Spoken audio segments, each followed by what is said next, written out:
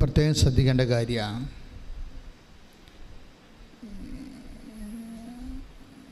ദൈവമാണ് എന്നെ എൻ്റെ ഈ കഷ്ടപ്പാടിൻ്റെ കാലത്ത് എന്നെ ഇവിടെ കൊണ്ടുവന്നത്. ഇത് എല്ലാവർക്കും അറിയാം, ഇത് ദൈവമാണ് കൊണ്ടുവന്നതെന്നൊക്കെ അറിയാം. പക്ഷെ എന്നാ പ്രോബ്ലം എന്ന് വെച്ച് കഴിഞ്ഞാൽ ഇൻവെസ്റ്റ്മെൻറ്റ് നിങ്ങളുടെ വിഷയവുമായിട്ട് ആനുപാതികമല്ല. അതാ പ്രശ്നം. ഇൻവെസ്റ്റ്മെൻ്റ് എന്ന് പറയുന്നത് ദൈവമാണ് കൊണ്ടുവന്നതെന്നറിയാം, ബട്ട് അവരുടെ ഒരു മിനിമം ഡൗട്ട് ചില ആൾക്കാർ നിലനിർത്താനുണ്ട്. ഒക്കുമായിരിക്കും അല്ലേ? ചിലക്ക് കൃപാസനം മാതാവിൽ അനുഭവമില്ലാത്ത കൊണ്ട് വിശ്വാസം ചിലർക്ക് ആദ്യഘട്ടങ്ങളിൽ കുറവായി വരാം. ചിലർക്ക് അവരിൽ തന്നെ വിശ്വാസമില്ല. അവർ ചിന്തിക്കണം, എനിക്ക് ഉടമ്പടി പൂർത്തിയാക്കാൻ പറ്റുമായിരിക്കുമോ? അവർ തന്നെ എനിക്ക് ഉടമ്പടി പൂർത്തിയാക്കാൻ പറ്റുമോ? അപ്പോൾ ഇത് ഉടമ്പടി എന്ന് പറയുമ്പോൾ ഇതെൻ്റെ വലിയ മഹാസംഭവമാണ്, ഇത് ആർക്കും ചെയ്യാൻ പറ്റാത്ത കാര്യമാണെന്നുള്ളൊരു ധാരണയിലാണ് അവരങ്ങനെ പറയണത്. പക്ഷേ ഇത് ശരിക്കും പറഞ്ഞാൽ സിമ്പിളാണ്. സാധാരണ അതിന് നിങ്ങൾ ചെയ്യേണ്ട കാര്യങ്ങൾ, സാക്ഷ്യങ്ങൾ, ഈ സന്ത്രാസമൊന്നുമില്ലാതെ ഇങ്ങനെ സാക്ഷ്യങ്ങൾ കേട്ടുകൊണ്ടിരിക്കണം. സാക്ഷ്യങ്ങൾക്കുള്ള പ്രശ്നം വെച്ചാൽ നിങ്ങൾക്കറിയാം, സാക്ഷ്യങ്ങളുടെ പോക്കെന്ന് പറയുന്നത് ഒരു ധ്യാന കേന്ദ്രമായതുകൊണ്ട് സ്വാഭാവികമായി അവിടെ ദൈവം പ്രവർത്തിക്കും. അങ്ങനെ വരുന്ന സ്വാഭാവിക സാക്ഷ്യങ്ങളല്ല ഇവിടുത്തെ പ്രശ്നം. ഇവിടുത്തെ സാക്ഷ്യത്തിന് ഒരു ദൈവികമായ ലക്ഷ്യമുണ്ട്. എന്താണ് ലക്ഷ്യം? ആ ലക്ഷ്യം അമ്മയുടെ പ്രത്യക്ഷീകരണം സഭ സ്ഥിരീകരിക്കണം. അതാണ് പ്രശ്നം. അപ്പോൾ നമ്മുടെ പ്രശ്നം അല്ലത്, അത് ദൈവത്തിൻ്റെ പ്രശ്നമാണ്. അമ്മയുടെ പ്രത്യക്ഷീകരണം സമയഘടികാരം നെഞ്ചിൽ ചാർത്തി 10-8 സൂചി കാണിച്ച് ദുരന്തമുണ്ടാകാൻ പോണ പ്രാർത്ഥിക്കണമെന്ന് 2004 പ്രത്യക്ഷപ്പെട്ട് സന്ദേശം നൽകിയ അമ്മയുടെ ഈ പ്രത്യക്ഷീകരണം തിരുസഭ അംഗീകരിച്ച് ലോകത്തിന് മാതാവിൻ്റെ സന്ദേശം കൈമാറണം. അതാണ് അതിനു വേണ്ടിയാണ് ഈ ഉടമ്പടി തന്നിരിക്കുന്നത്. ഉടമ്പടി തന്നതിൻ്റെ കാരണം ഇപ്പോൾ എത്രയോ സ്ഥലങ്ങളിൽ പ്രത്യക്ഷീകരണം നടക്കുന്നു. അവിടെ ഒന്നും കൊടുക്കാത്ത ഒരു പ്രത്യേക രക്ഷാകര പദ്ധതി ആദ്യം 2015 ഈ അമ്മയുടെ പ്രത്യക്ഷീകരണത്തിൻ്റെ 10ാമത്തെ വർഷത്തിൽ, അത് 10ാം വർഷമായെന്ന് എനിക്ക് പോലും അതിനെക്കുറിച്ചൊരു കോൺഷ്യസ് ഇല്ലായിരുന്നു. കാര്യം കൃപാസനം വേറൊരു മോഡ് ഓഫ് സർവീസിൽ നന്നായിട്ട് പോയിക്കൊണ്ടിരുന്ന കാലമായിരുന്നു അത്. അപ്പോൾ ശുശ്രൂഷയ്ക്ക് പഞ്ഞമില്ലായിരുന്നു, ആൾക്കാർക്ക് കുറവില്ലായിരുന്നു, ഭംഗിയായിട്ട് പോയിക്കൊണ്ടിരിക്കുകയായിരുന്നു. 2015 ആദ്യമായിട്ട് ഈ പ്രത്യക്ഷീകരണ പ്രാർത്ഥന എന്ന് പറയുന്നത്. അപ്പോഴാണ് ഞാൻ പ്രത്യക്ഷീകരണ പ്രാർത്ഥന കിട്ടി. എന്താണ്? അമ്മ ആഗ്രഹിക്കുന്ന ഒരു കൃപാവര പദ്ധതി. അതൊന്നും എൻ്റെ വാക്കുകളൊന്നുമല്ല. അമ്മ ആഗ്രഹിക്കുന്ന ഒരു കൃപാവര പദ്ധതി കൃപാസനത്തിലും ഞങ്ങളുടെ കുടുംബത്തിലും നിറവേറാൻ ഇടയാക്കണമേ എന്നായിരുന്നു ആദ്യത്തെ പ്രത്യക്ഷീകരണ പ്രാർത്ഥനയുടെ ജിസ്റ്റ് എന്ന് പറയുന്നത്. അത് ആൾക്കാർ 6 മാസം പ്രാർത്ഥിച്ചപ്പോഴാണ് അമ്മ ആഗ്രഹിക്കുന്ന കൃപാവര പദ്ധതിയായിട്ടാണ് ഈ ഉടമ്പടി വരണത്. അമ്മ ആഗ്രഹിക്കുന്ന ഒരു കൃപാവര ദൈവികമായ പദ്ധതി എന്തിനാണ്? കൃപാസനത്തിലും ഞങ്ങളുടെ കുടുംബത്തിലും. അപ്പോൾ കുടുംബം അതിനകത്തുണ്ടേ. അപ്പോൾ കുടുംബത്തെ ഓറിയൻറ്റേറ്റ് ചെയ്തുകൊണ്ടാണ് ഈ അമ്മ ഇത് തന്നിരിക്കുന്നത്. അപ്പോൾ തന്നെ ഉടമ്പടിയുടെ എല്ലാ വിഷയങ്ങളിലും കുടുംബജീവിതം തന്നെയാണ്. കുടുംബജീവിതം എന്ന് പറയണത് അതിനകത്ത് ജോലി, വീട്, വിവാഹം. നിങ്ങളവർക്കും എപ്പോഴും ഓർക്കും എന്താ എപ്പോഴും ഇതൊക്കെ തന്നെ പറഞ്ഞുകൊണ്ടിരിക്കണത് എന്ന്. എന്നുവെച്ചാൽ നമ്മളെപ്പോഴും പറയണത് എന്താണ്? മാനുഷ്യമായ വിഷയങ്ങൾ തന്നെയാണ് പറയണത് എല്ലാം. അതിൻ്റെ കാരണം വെച്ച് കഴിഞ്ഞാൽ കുടുംബം എന്ന് പറയണത് ഇതിനകത്ത് ഒരു പ്രധാനപ്പെട്ട ഫോക്കൽ പോയിൻ്റാണ്. കാര്യം കുടുംബം തകർച്ച നേരിടുന്ന, ദുരന്തം ഉണ്ടാകാൻ പോണ പ്രാർത്ഥിക്കണമെന്ന് പറയുമ്പോൾ നമ്മൾക്കറിയാം. അപ്പം ഞാൻ ചരിച്ചത് ഉടനെ പിറ്റേ മാസമാണ് സുനാമി ഉണ്ടായത്. പിന്നെ ഉടനെ ചിക്കൻ ഗുനിയ ഉണ്ടായി 2 കൊല്ലം കഴിഞ്ഞപ്പോൾ. പിന്നെ ഒരു 3 കൊല്ലം കഴിഞ്ഞപ്പോൾ നിപ്പ വൈറസ് വന്നു. പിന്നെ 2018 വന്നപ്പോൾ പ്രളയം വന്നു. 19 കോവിഡ് വന്നു. ഇങ്ങനെ ദുരന്തത്തിൻ്റെ ഒരു ഘോഷയാത്ര തന്നെ വന്നു. അപ്പം ഞാനും ആ ലെവലിലാണ് ചിന്തിച്ചുകൊണ്ടൊക്കെ ഇരിക്കണത്. പക്ഷേ എന്നാലും പ്രാർത്ഥന തന്നിരിക്കുന്നത് എന്താണ്? പ്രാർത്ഥന തന്നിരിക്കുന്നത് അമ്മ ആഗ്രഹിക്കുന്ന ഒരു കൃപാവര പദ്ധതി കൃപാസനത്തിലും ഞങ്ങളുടെ കുടുംബത്തിലും എന്നാണ് കിടക്കുന്നത്. ആ പ്രാർത്ഥനയിൽ 2015 ആ വെളിപാട് പ്രത്യക്ഷീകരണം, ആദ്യത്തെ പ്രത്യക്ഷ പ്രാർത്ഥന അതാണ്. അപ്പോൾ കുടുംബമുണ്ട്. അപ്പോൾ ഏറ്റവും വലിയ ദുരന്തം എന്ന് പറയണത് ഞാൻ വിചാരിച്ചത് പ്രകൃതി ദുരന്തമായിരിക്കും എന്നാണ്. പക്ഷേ ഇപ്പോഴെന്താ ഈശോ പറയണത്? പ്രകൃതി ദുരന്തം മാത്രമല്ല, ഈ കാലങ്ങളിൽ ഏറ്റവും വലിയ ദുരന്തം സംഭവിച്ചത് കുടുംബങ്ങളിലല്ലേ? ഈ കാലങ്ങളിൽ ഏറ്റവും വലിയ ദുരന്തം സംഭവിച്ചത് കുടുംബങ്ങളിൽ ദുരന്തം സംഭവിച്ചാൽ പിന്നെ പ്രകൃതി സമാധാനമായിട്ടും കാര്യമില്ല. പിന്നെ കുടുംബം ദുരിതം അനുഭവിച്ചു. ഇപ്പം ചില ആൾക്കാർ വണ്ടി ഇടിച്ച് ചാകട്ടെ, അതിലും പെണ്ണുമ്പോൾ വഴക്കിട്ട് പോയില്ല, കുഞ്ഞുങ്ങളും പോയി, എനിക്കാരുമില്ല, പിന്നെ ചത്താലെന്താ? മറ്റുള്ള ദുരന്തങ്ങളെല്ലാം ആൾക്കാർക്ക് സെക്കൻഡറിയാണ്. നമ്മളെന്തിനാണ് രോഗമില്ലാതിരിക്കണം? എൻ്റെ കുഞ്ഞുങ്ങളെ പോറ്റണം. രോഗമില്ലാതിരിക്കണമെന്ന് ആഗ്രഹിക്കുന്നതിൻ്റെ പ്രധാനപ്പെട്ട ഘടകം എന്താണ്? എനിക്ക് ഒരമ്മ രോഗമില്ലാതിരിക്കണമെന്ന് ആഗ്രഹിക്കുന്നത് എന്തുകൊണ്ടാണ്? എൻ്റെ കണ്ണടയുന്നവരെ എൻ്റെ വരെ എങ്കിലും എൻ്റെ കുഞ്ഞുങ്ങൾ എവിടെയെങ്കിലും ഒന്ന് എത്തിക്കണം. കുടുംബമാണ് പ്രശ്നം. അപ്പോൾ ഈ കൃപാസനത്തിൻ്റെ ഫോക്കൽ പോയിൻ്റ് ദൈവികമായ ലക്ഷ്യങ്ങളിൽ ഫോക്കസ് ചെയ്തിരിക്കുന്ന കുടുംബത്തെയാണ്. ഈ കുടുംബം ലോകം മുഴുവൻ തകർന്നുകൊണ്ടിരിക്കുകയാണ്. അതിൻ്റെ ഒരു ചീവ് ഇപ്പോഴാണ് നമുക്ക് തട്ടണത്. യൂറോപ്പൊക്കെ നേരത്തെ തകർന്നതിൻ്റെ കൂടെ പള്ളിയും തകർന്നു. കുടുംബം തകർന്നപ്പോൾ പള്ളിയും തകർന്നു. ഞാൻ ചില രാജ്യങ്ങളിൽ ചെന്നപ്പോൾ അവിടെ കരാട്ടെ പ്രാക്ടീസ് ചെയ്യുകയാണ്. എന്നുവെച്ചാൽ കുടുംബം തകർന്നു അവിടെ. അപ്പോൾ എന്ത് പക്ഷേ കഴിഞ്ഞാൽ കുടുംബം തകർന്ന പള്ളി തകരും, അതുപോലെ തന്നെ സഭ തകരും, എല്ലാം തീരും. കാരണം ദൈവത്തിൻ്റെ പദ്ധതികൾ കുടുംബത്തോടാണ് ആദ്യകാലം മുതലേ ഉണ്ടായിരുന്നത്. ഇപ്പോൾ നിങ്ങളെപ്പോഴും ശ്രദ്ധിക്കേണ്ട, ഇപ്പോൾ ഡൈവേഴ്സുകാരും കോടതി കൊടുത്തിരിക്കുന്നവരും അതിൻ്റെ റിസൾട്ടിന് വേണ്ടി ഉടമ്പടി ചെയ്തിരിക്കുന്നവരും ഒക്കെ മനസ്സിലാക്കേണ്ടത്, നിങ്ങൾ വിചാരിക്കണത് എങ്ങനെയെങ്കിലും ഈ കാലമാടനിടയ്ക്ക് രക്ഷപ്പെടണം, അല്ലെങ്കിൽ അവളുടെ പഠിപ്പിൻ്റെ അധ്യത്വമാണ്, അവൾ പോയിട്ട് അവിടെ വേറെ ആൾക്കാരെ കമ്പനി അടിക്കുകയാണ്. അറിയാൻ പാടില്ല, ഇയാൾ സ്വന്തമായിട്ട് കൃതിക്കാണ് ഇവിടെ നാട്ടിലിരുന്നുകൊണ്ട് കൃതിക്കാണ്. അവളുടെ ഡ്യൂട്ടി കൊണ്ട് ഭാരം കൊണ്ട് ചിലപ്പോൾ സമയത്ത് വിളിക്കുമ്പോൾ ഫോൺ എടുക്കത്തില്ല. എടുക്കാഞ്ഞിട്ടല്ല, എടുക്കാൻ പറ്റത്തില്ല. അതൊക്കെ നിങ്ങളെ ഹോസ്പിറ്റലിൽ ചെന്നാൽ മാത്രമേ അറിയാൻ പറ്റത്തുള്ളൂ. അത് വർക്ക് ചെയ്യുന്ന സ്ഥലത്ത് ചെന്നാൽ മാത്രമേ അവരെന്തുമാത്രം പ്രഷർ, ടെൻഷൻ, ഇതൊന്നും മനസ്സിലാക്കാനുള്ള ഒരു സ്നേഹം കുറച്ച് കഴിയുമ്പോൾ ആൾക്കാർക്ക് നഷ്ടപ്പെട്ടു പോകും. ഈ അകൽച്ച എന്ന് പറയുമ്പോൾ മലയാളികളുടെ ഏറ്റവും വലിയ ഈ വരാൻ പോണ ഏറ്റവും വലിയ പ്രോബ്ലം എന്ന് പറയുന്നത് അകൽച്ചയാണ്. ശരിക്കും നമ്മൾ കുടുംബത്തിൽ വരുമ്പോൾ ഒരു മിനിമം കാഷ്വാലിറ്റി നമുക്ക് കുടുംബത്തിൽ ഒരുമിച്ച് ജീവിക്കുമ്പോൾ ഉണ്ടാകും. ഒരുമിച്ച് ജീവിക്കുമ്പോൾ ഇഷ്ടാനിഷ്ടങ്ങളൊക്കെ ഉള്ള കാരണവും താല്പര്യങ്ങളൊക്കെ വ്യക്തിപരമായത് കാരണം ചിലപ്പോൾ ചില ക്രാഷ് ഉണ്ടാകും. പക്ഷേ അത് 10%മാണുള്ളത്. പക്ഷേ അകന്നിരിക്കുമ്പോൾ ഉള്ള ക്രാഷ് ഒരു 50% വരെ ചെല്ലും.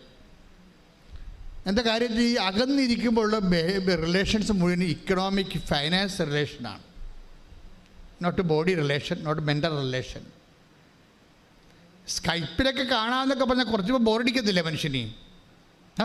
എന്തൊക്കെ പറഞ്ഞാലും മനുഷ്യന് ബോറെന്ന് പറഞ്ഞ സാധനം ഉണ്ടല്ലോ, അത് കുറച്ച് കഴിയുമ്പോൾ അടിക്കും. നമുക്കിട്ട് വന്ന് നമ്മൾ തിരിച്ചടിക്കാൻ വല്ലതും പറ്റുമോ? ബോറിനിട്ട് അത് സഹിക്കാൻ പറ്റത്തുള്ളൂ. അപ്പോൾ കുറച്ച് കഴിയുമ്പോൾ ഈ സംവിധാനങ്ങളൊന്നും സപ്പോർട്ടീവ് അല്ലാത്ത സമയം വരും. അപ്പോൾ എപ്പോഴും കടമാണ്, പണം വേണം, കടമാണ്, ശമ്പളം കിട്ടിയ ഇങ്ങനെ പറഞ്ഞുകൊണ്ടിരിക്കുമ്പോൾ റിലേഷൻസിൽ മുഴുവനും ഫൈനാൻസ് റിലേഷനേ ഉണ്ടാകത്തുള്ളൂ. Finance relation. അപ്പോൾ അവൾ അല്ലെങ്കിൽ അവൻ വിചാരിക്കുന്നത് എൻ്റെ കുടുംബക്കാർ അമ്മയും മക്കളും എല്ലാം കൂടി എന്നൊരു കറാപ്പശായിട്ട് വെച്ചിരിക്കുകയാണെന്ന് തോന്നുന്നു. NRIയുടെ കുറേ ആൾക്കാർക്കുള്ള പ്രശ്നം എന്തായിരുന്നു? അവരമ്മയും മക്കളും എപ്പോഴും പപ്പായും വിളിക്കും, മമ്മി വിളിക്കും, പിള്ളേർ വിളിക്കും, ചിടുങ്ങി വിളിക്കും, കിടുങ്ങി വിളിക്കും, കുടുങ്ങി വിളിക്കും. എന്തായാലും കാശാണ് പ്രശ്നം. അയാൾക്കറിയാമല്ലോ, അത് കുറേ അഭ്യാസമൊക്കെ അറിയാമല്ലോ. ഈ കിടുങ്ങി കുടുങ്ങിയൊക്കെ വിളിക്കുന്നതിൻ്റെ പിന്നിൽ അവസാനം കാശിലേ വന്ന് നിൽക്കത്തുള്ളൂന്നറിയാം. പൂച്ചയെ എങ്ങനെ പിടിച്ചടങ്ങിയാലും 4 കാലേ വന്ന് നിൽക്കും. എന്ത് സംസാരമായാലും അവസാനം കാശേ വന്ന് നിൽക്കും. അപ്പോൾ ആൾക്കാർക്ക് ബോറടിക്കോ? അപ്പോൾ ഈ ബോറടിക്കുമ്പോൾ സ്വാഭാവികമായിട്ട് നിനക്കറിയാവോ അല്ലെങ്കിൽ നിങ്ങൾക്കറിയാവോ ഞാൻ എന്ത് അവസ്ഥയിലാണ് ഇവിടെ ജീവിക്കണമെന്ന്, അപ്പോൾ അണ്ടർസ്റ്റാൻഡിങ്ങിൻ്റെ പ്രശ്നം വരും, മനസ്സിലാകുന്നില്ല. അപ്പം ഇവിടുത്തെ കേമത്വം കഷ്ടപ്പാട് ഇവരും അങ്ങോട്ട് കെട്ടിയിടുന്നില്ല, അങ്ങോട്ടും ഇങ്ങോട്ടും കെട്ടിയിടുന്നില്ല. എന്ത് കാണിക്കാനാ? ഒന്നും കാണിക്കാനില്ല. പക്ഷേ അതേസമയം തന്നെ ഞാൻ മനസ്സിലാക്കുന്ന വേറൊരു സത്യമുണ്ട്. കിട്ടുന്ന സമയം 10 മിനിറ്റ് ആണെങ്കിൽ 10 മിനിറ്റ് വീഡിയോ കോൺഫറൻസിൽ ജപമാല ചെല്ലണവരെ ഞാൻ കണ്ടിട്ടുണ്ട്. 10 മിനിറ്റേ കിട്ടത്തുള്ളൂ, അവർക്ക് 2 പേർക്ക് കിട്ടണ്ടില്ല സമയം. അപ്പം കിട്ടുന്ന സമയത്ത് അവർ ദൈവത്തിന് അതിനകത്ത് കക്ഷി ചേർക്കും. അങ്ങനെ വന്നു കഴിഞ്ഞാൽ അതുകൊണ്ടാണ് ഈ എപ്പോഴും നമ്മൾ കുടുംബം സെറ്റ് ചെയ്യുമ്പോൾ ഒരേ വിശ്വാസത്തിലുള്ളവർ സെറ്റ് ചെയ്യണമെന്ന് പറഞ്ഞതിൻ്റെ കാരണം അതാണ്. നിങ്ങൾ ഒരേ ജോലി അനുസരിച്ചാണ് സെറ്റ് ചെയ്യണത്, ഒരേ ജോലി, PR അല്ലങ്ങനെയൊക്കെയുള്ള കാര്യങ്ങൾ വെച്ച് സെറ്റ് ചെയ്യണത്. പക്ഷേ അതുപോലെ തന്നെ പ്രധാനപ്പെട്ടതാണ് ഒരേ വിശ്വാസം എന്ന് പറയുന്നത്. ഒരേ വിശ്വാസത്തിലാണ് കുടുംബം സെറ്റ് ചെയ്യണമെന്നുണ്ടെങ്കിൽ കുറച്ചുകൂടി സുരക്ഷിതത്വം കിട്ടാം. പക്ഷേ വിശ്വാസം പ്രാക്ടീസ് ചെയ്യണം. വിശ്വാസം താത്വികമായിട്ടും ആശയപരമായിട്ട് ഇങ്ങനെ ഒരു ഇരുട്ടിൽ നിന്നിട്ട് കാര്യമില്ല. അത് പ്രാക്ടീസിങ് ഫെയ്ത്താണ്. ഫെയ്ത്ത് എന്ന് പറഞ്ഞാൽ പ്രാക്ടീസിങ് ആയിരിക്കണം. അല്ലെങ്കിൽ ഫെയ്ത്തിനൊരു കുഴപ്പമുള്ള, വിശ്വാസത്തിൻ്റെ കുഴപ്പമുള്ളത് വിശ്വാസത്തിൻ്റെ അകത്ത് തന്നെ സംശയമുണ്ട്. ഇൻബിൽട്ടാണ്, വിശ്വാസത്തിൻ്റെ ഉള്ളിൽ ഇൻബിൽട്ടായിട്ട് വരുന്ന സാധനമാണ് സംശയം. അപ്പം കണ്ടൻറ്റ് വൈസ് വിശ്വാസത്തിൻ്റെ കണ്ടൻറ്റ് കുറഞ്ഞാൽ വിശ്വാസം കുറഞ്ഞു എന്ന് പറയാൻ പറ്റത്തില്ല, സംശയം കൂടിയെന്നാണ് പറയാൻ പറ്റത്തുള്ളൂ. കണ്ടൻറ്റ് വൈസ് അങ്ങനെ മുട്ടയുടെ വെള്ളക്കാരും ചുവന്നക്കാരും ഇല്ലേ അല്ലേ? അപ്പോൾ അതുപോലെ ചുവന്നക്കാർ കുറവാണെങ്കിൽ അത്രയും വെള്ളക്കാർ കൂടിയിരിക്കും. അതാണ് എൻ്റെ തീർന്നത്. വിശ്വാസം നിങ്ങൾക്ക് ഉണ്ടെന്ന് പറയുമ്പോൾ വിശ്വാസം കുറവാണെന്ന് പറഞ്ഞാൽ അതിൻ്റെ അർത്ഥം സംശയം കൂടുതലാണെന്ന് അതിൻ്റെ അർത്ഥം. കാര്യം ഇത് രണ്ടും ഒരുമിച്ചാണ് പോണത്. ഇതൊരു ഭയങ്കര ട്രീറ്റ് ചെയ്യേണ്ട ഒരു സബ്ജക്റ്റാണിത്. അതായത് നിങ്ങൾക്ക് വിശ്വാസം കൂടിയെന്ന് പറഞ്ഞാൽ അതിൻ്റെ അർത്ഥം സംശയം കുറഞ്ഞെന്ന് അതിൻ്റെ അർത്ഥം. അപ്പം നമ്മൾ ടാർഗറ്റ് ചെയ്യേണ്ടത് എന്താണ്? വിശ്വാസത്തെ ടാർഗറ്റ് ചെയ്യണം. വിശ്വാസത്തെ നേരിട്ട് ടാർഗറ്റ് ചെയ്താൽ പറ്റത്തില്ല. വിശ്വാസം ഒരു റിസൾട്ടാണ്. വിശ്വാസം റിസൾട്ടാണ്. എന്തിനാണ് ടാർഗറ്റ് ചെയ്യേണ്ടത്? സ്നേഹത്തെയാണ് ടാർഗറ്റ് ചെയ്യേണ്ടത്. അതാണ് ബൈബിളിൻ്റെ ഒരു വെളിപാടതാണ്. എന്താണ്?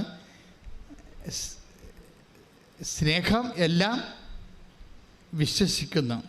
ഇപ്പം സംശയത്തെ നമ്മൾ ടാർഗറ്റ് ചെയ്തിട്ട് കുറച്ച് സംശയം നീങ്ങിയത് കൊണ്ട് ആക്റ്റീവ് ഫെയ്ത്തിലേക്ക്, ഒരു അപ്ലൈഡ് ഫെയ്ത്തിലേക്ക് വരത്തില്ല. പ്രായോഗിക വിശ്വാസത്തിലേക്ക് വരണമെന്നുണ്ടെങ്കിൽ നമുക്ക് ഇമോഷണൽ ഫാക്കൽറ്റി പവർഫുള്ളാകണം. അപ്പോഴും പലപ്പോഴും സംശയം തീർക്കാൻ വേണ്ടി ഇൻ്റലക്ച്വൽ ഫാക്കൽറ്റിയിലാണ് നമ്മൾ പഠനങ്ങൾ ഉണ്ടാക്കിയിരിക്കുന്നത്. പഠനങ്ങൾ എപ്പോഴും ബൗദ്ധികമായ ഫാക്കൽറ്റിയിൽ മാത്രമേ പക്ഷേ അതിൻ്റെ കൂടെ സംശയങ്ങൾ തീർന്നാലും ഒരു ആക്റ്റീവ് ഫെയ്ത്തിലേക്ക്, ആ വിശ്വാസം പ്രയോഗിക്കുന്ന അവസ്ഥയിലേക്ക് വരണമെന്നുണ്ടെങ്കിൽ ആശയപരമായിട്ട് നമ്മൾ ഓക്കെ ആയാൽ മാത്രം പോരാ, നമ്മൾ വൈകാരികമായിട്ട് ഓക്കെ ആകണം. വൈകാരികമായിട്ട് ആരുമായിട്ട് ഓക്കെ ആകണം? ദൈവമായിട്ട് ഓക്കെ ആകണം. എന്ന് വെച്ചാൽ അർത്ഥം എന്താണ്? ദൈവമായിട്ടുള്ള സ്നേഹത്തിൻ്റെ ലെവല് വർദ്ധിപ്പിക്കണം. ഈ ദൈവമായിട്ടുള്ള സ്നേഹത്തിൻ്റെ ലെവൽ വർദ്ധിപ്പിക്കാൻ വേണ്ടിയാണ് ഉടമ്പടിയിൽ അതിൻ്റെ ഫോർമുല ഉണ്ട് മുഴുവനും. അത് നിങ്ങൾ എപ്പോഴും ചെയ്യണം. ഉടമ്പടിയിൽ വരുമെന്ന പ്രശ്നം ചില ആൾക്കാർക്ക് ഇടിപെട്ട് സാക്ഷ്യങ്ങൾ പറയാൻ കാര്യം, ദൈവവുമായിട്ടുള്ള ഇവരുടെ വൈകാരിക ബന്ധം പെട്ടെന്ന് ബൂസ്റ്റഡ് ആവും. ഉടമ്പടിയിൽ ദൈവമായിട്ടുള്ള ഇപ്പം ചെറിയ പറഞ്ഞു, ഞാൻ നല്ല വെയിലായിരുന്നു അച്ഛാ. ഇപ്പം ഇന്നലെയൊക്കെ പറയണ നല്ല ചെറുപ്പകാലത്തൊക്കെ വന്നപ്പോൾ ഇടിപെട്ട് സാക്ഷ്യം പറഞ്ഞു, നല്ല വെയിലായിരുന്നു, വേർത്തൊലിച്ചു, ഞാൻ 10 രൂപ കൊണ്ട് പ്രേക്ഷിത പ്രവർത്തനത്തിൽ ചെന്നപ്പോൾ തന്നെ കൊന്തയിട്ട ഒരാൾ എന്നെ കളിയാക്കിയെന്ന്. അപ്പോൾ എനിക്ക് സങ്കടം വന്നു. കാര്യം കൊന്തയിട്ടവൻ തന്നെ എന്നെ കളിയാക്കി. കൊന്തയിട്ടവൻ ചിലപ്പോൾ അവൻ കൊന്തയിട്ടോണ്ട് നിൽക്കായിരിക്കും, പിശാചിനും കൊന്തയിടാവില്ല. അതിനകത്ത് കാര്യമില്ല. എന്ത് മതം പിശാച് കൊന്തയിട്ട് നടക്കണം, അതല്ല കാര്യമില്ല. പക്ഷേ ഇവളെ സംബന്ധിച്ചിടത്തോളം അത് വലിയൊരു തട്ടായി. അപ്പോൾ എന്നാ ചെയ്ത്? അപ്പം അത് നിസ്സാരം മാത്രമേ ഉള്ളൂ. അതായത് നിൻ്റെ വിശ്വാസം ഈ കൊന്തയിട്ട് നിൽക്കുന്ന പിശാചിനേക്കാൾ അതൊരു പ്രലോഭനമായിട്ട് തന്നിരിക്കുകയാണ്. അതിനെ നീ അതിജീവിക്കണം. എന്നുവെച്ചാൽ എന്തതിജീവിക്കണം എന്നാണ്? വിശ്വാസം അതിജീവിക്കണം എന്നല്ല, എന്നോടുള്ള നിൻ്റെ സ്നേഹം ഈ കൊന്തയിട്ട വിശ്വാസത്തിൽ നൽകുന്ന പ്രലോഭനത്തെക്കാൾ നിൻ്റെത് ഉയർത്തണം. ദാറ്റ് മീൻസ് നീ സ്നേഹത്തിൽ വളരണം. ശ്രുതികട്ടെ ഹല്ലേലൂയ. ദിവ്യകാരുണ്യത്തിന്. അപ്പം ഇതൊക്കെ നിങ്ങൾ ഇപ്പോൾ അച്ഛൻ പരിശുദ്ധ പരമ ദിവ്യകാരുണ്യത്തിന് പറയുമ്പോൾ ഇപ്പോൾ നിങ്ങൾ എല്ലാവരും ഉത്തരമായിട്ട് പരിശുദ്ധ പരമ ദിവ്യകാരുണ്യത്തിന് എന്ന് പറയുമ്പോൾ നിങ്ങൾ ഉത്തരമായിട്ട് എന്ത് പറയും? എന്നേരവും ആരാധനയും സ്തുതിയും പോച്ച.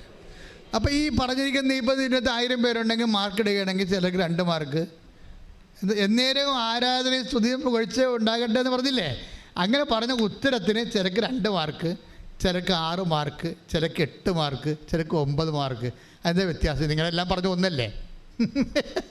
നിങ്ങളെല്ലാം പറഞ്ഞ ഒന്നല്ലേ? പിന്നെ എന്തിനാ മാർക്ക് വ്യത്യാസം ഉണ്ടാകുന്നത്? അത് ചില ബോധമില്ലാതെ പറയും, ചില യാന്ത്രികമായിട്ട് പറയും, ചില വിശ്വാസത്തോടെ പറയും, ചില സ്നേഹത്തോടെ പറയും. അതിനാ മാർക്ക് വേണ്ടത്? സ്നേഹത്തോടെ പറയുന്നതിനാണ് മാർക്ക് 9 മാർക്ക്. കൈയടിച്ച് കർത്താവ് ഹല്ലേലൂയ.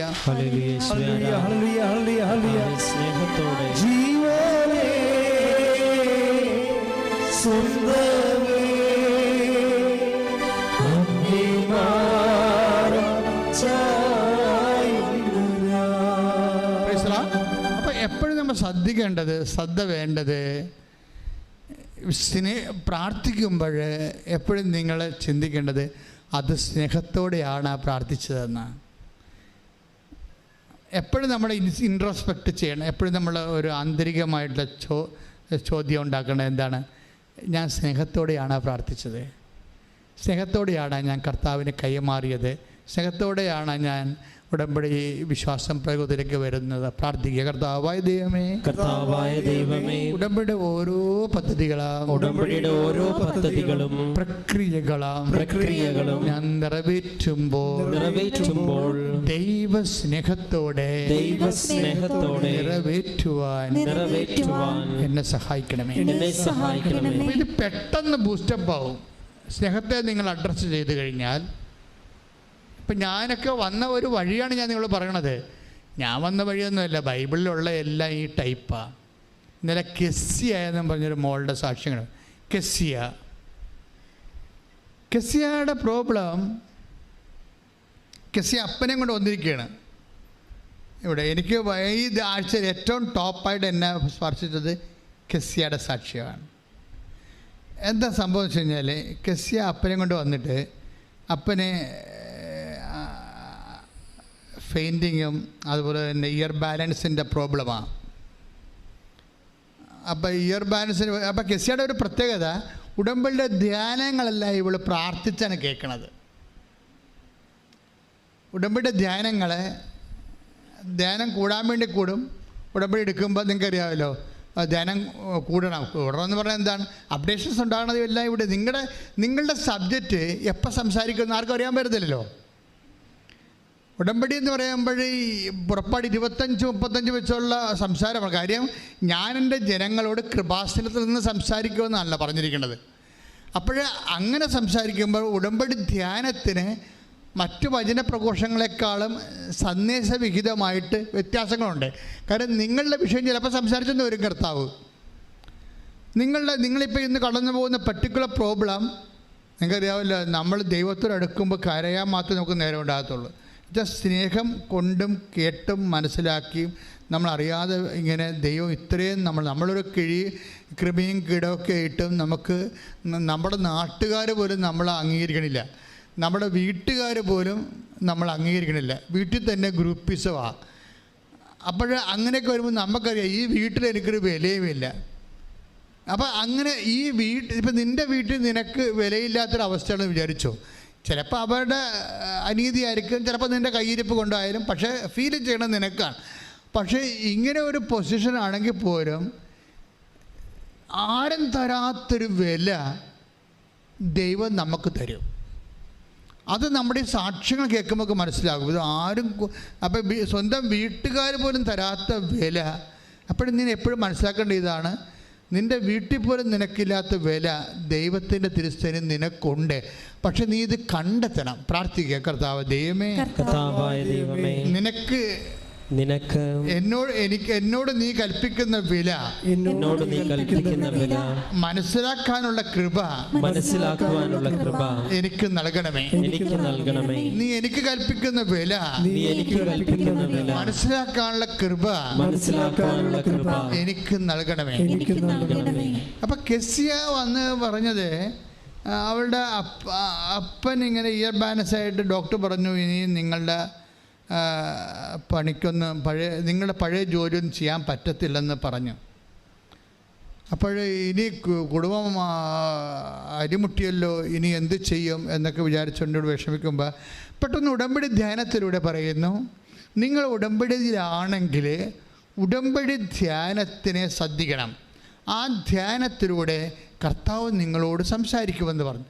അപ്പോൾ ഇത് കേട്ട ഉടനെ പിന്നെ എന്താ കെസിയോട് പറഞ്ഞത്, ഉടമ്പടിയിലിരിക്കുന്ന വ്യക്തികൾ മറ്റു വ്യക്തികളുടെ സ്വരങ്ങൾ ശ്രദ്ധിക്കണം. ഇതൊക്കെ ഞാനിങ്ങനെ ഓർത്ത് പറയണമല്ലേ. ഇവിടെ വരുമ്പോൾ കുറേ കാര്യം കർത്താവ് എനിക്ക് പറഞ്ഞു തരും. അപ്പോൾ അത് ഞാൻ പറഞ്ഞുകൊണ്ടിരിക്കുന്ന സമയത്ത് കർത്താവ് വേറെ കാര്യങ്ങൾ പറയും. അപ്പോൾ അതൊക്കെ ഞാൻ ഞാൻ കേൾക്കണ മനസ്സിൽ ഈശോ കേൾക്കണം, ഈശോ പറഞ്ഞ് കേൾക്കണ കാര്യങ്ങൾ നിങ്ങളോട് പറയും. പക്ഷേ ഇത് ആരെങ്കിലും കർത്താവ് ഉദ്ദേശിക്കുന്നുണ്ടാവും. അതുകൊണ്ടാണ് ദൈവത്തിൻ്റെ മുമ്പിൽ നിങ്ങൾക്ക് വില ഉണ്ടെന്ന് പറയാൻ കാര്യം.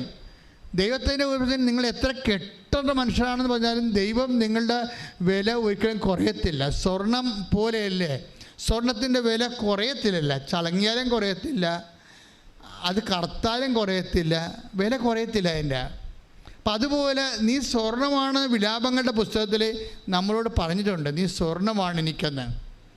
സ്വർണം മങ്ങിപ്പോയത് എന്താണെന്നൊക്കെ ചോദിക്കുന്നുണ്ട്, പക്ഷേ വില കുറഞ്ഞ എന്താണെന്ന് പറഞ്ഞിട്ടില്ല. Take the word of God. വിലാപങ്ങൾ 4-ാം അധ്യായം 1-ാമത്തെ വാക്യം.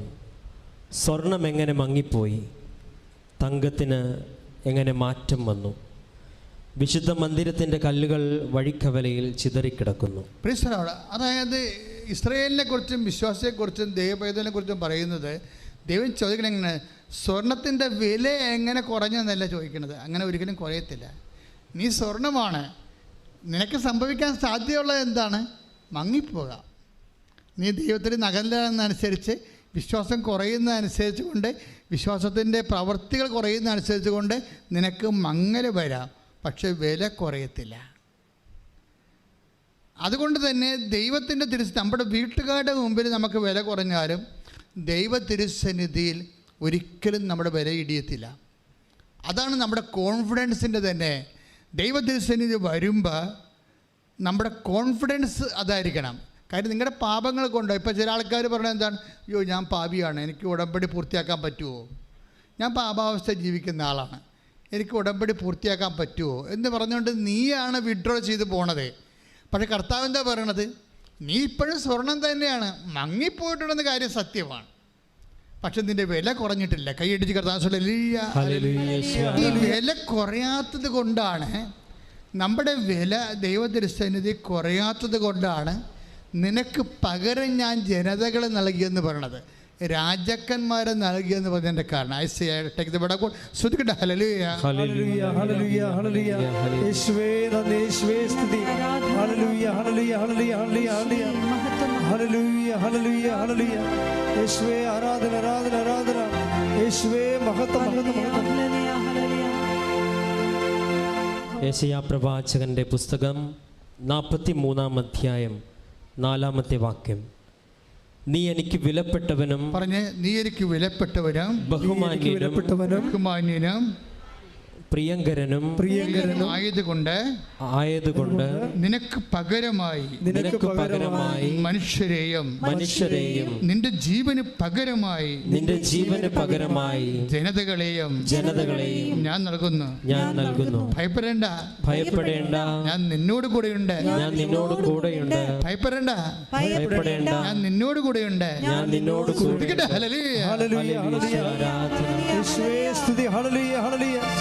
Hallelujah, hallelujah, hallelujah.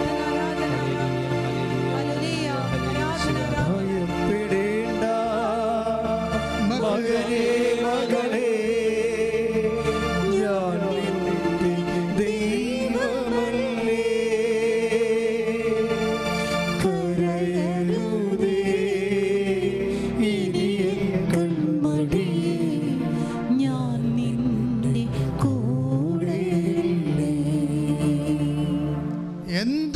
പ്രശ്നം വന്നാലും ഈ വചനങ്ങൾ നിങ്ങൾ മറന്നു പോകരുത്. ഇത് നിങ്ങൾക്കറിയാം, ഇത് ഓൺലൈൻ ലീസോ ഈ ധ്യാനം നയിച്ചുകൊണ്ടിരിക്കുന്നതുകൊണ്ടാണ് ഈ ചെറിയ കൺഫ്യൂഷൻ ഞങ്ങൾ തമ്മിലുള്ളത്. അതായത് ഇപ്പോൾ ആദ്യം പറഞ്ഞ എന്താണ്, വിലാപങ്ങൾ.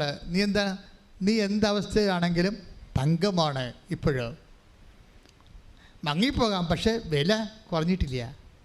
ഉടമ്പടി എടുക്കാൻ വരുന്ന ഓരോ മനുഷ്യരും അറിയേണ്ടതാണ്, എൻ്റെ പാപാവസ്ഥ, എൻ്റെ ജീവിത രീതി എന്ത് തന്നെയായാലും ദൈവത്തിരുസന്നിധിയിൽ എൻ്റെ വില കുറഞ്ഞിട്ടില്ല. കൈയടിച്ച് സ്തുതിക്കട്ടെ. ഹല്ലേലൂയ ഹല്ലേലൂയ ഹല്ലേലൂയ യേശുവേ നന്ദി. ഹല്ലേലൂയ ഹല്ലേലൂയ ഹല്ലേലൂയ യേശുവേ സ്തുതി. ഹല്ലേലൂയ ഹല്ലേലൂയ ഹല്ലേലൂയ ഹല്ലേലൂയ ആരാധന ആരാധന യേശുവേ ആരാധന ആരാധന ആരാധന യേശുവേ ആരാധന. പരിശുദ്ധ പരമദിവ്യകാരുണ്യത്തിന്. അപ്പോൾ അതുകൊണ്ടാണ് ഉടമ്പടിയുടെ എഫിക്കസി ഓഫ് കവനൻറ്റ്, അതായത്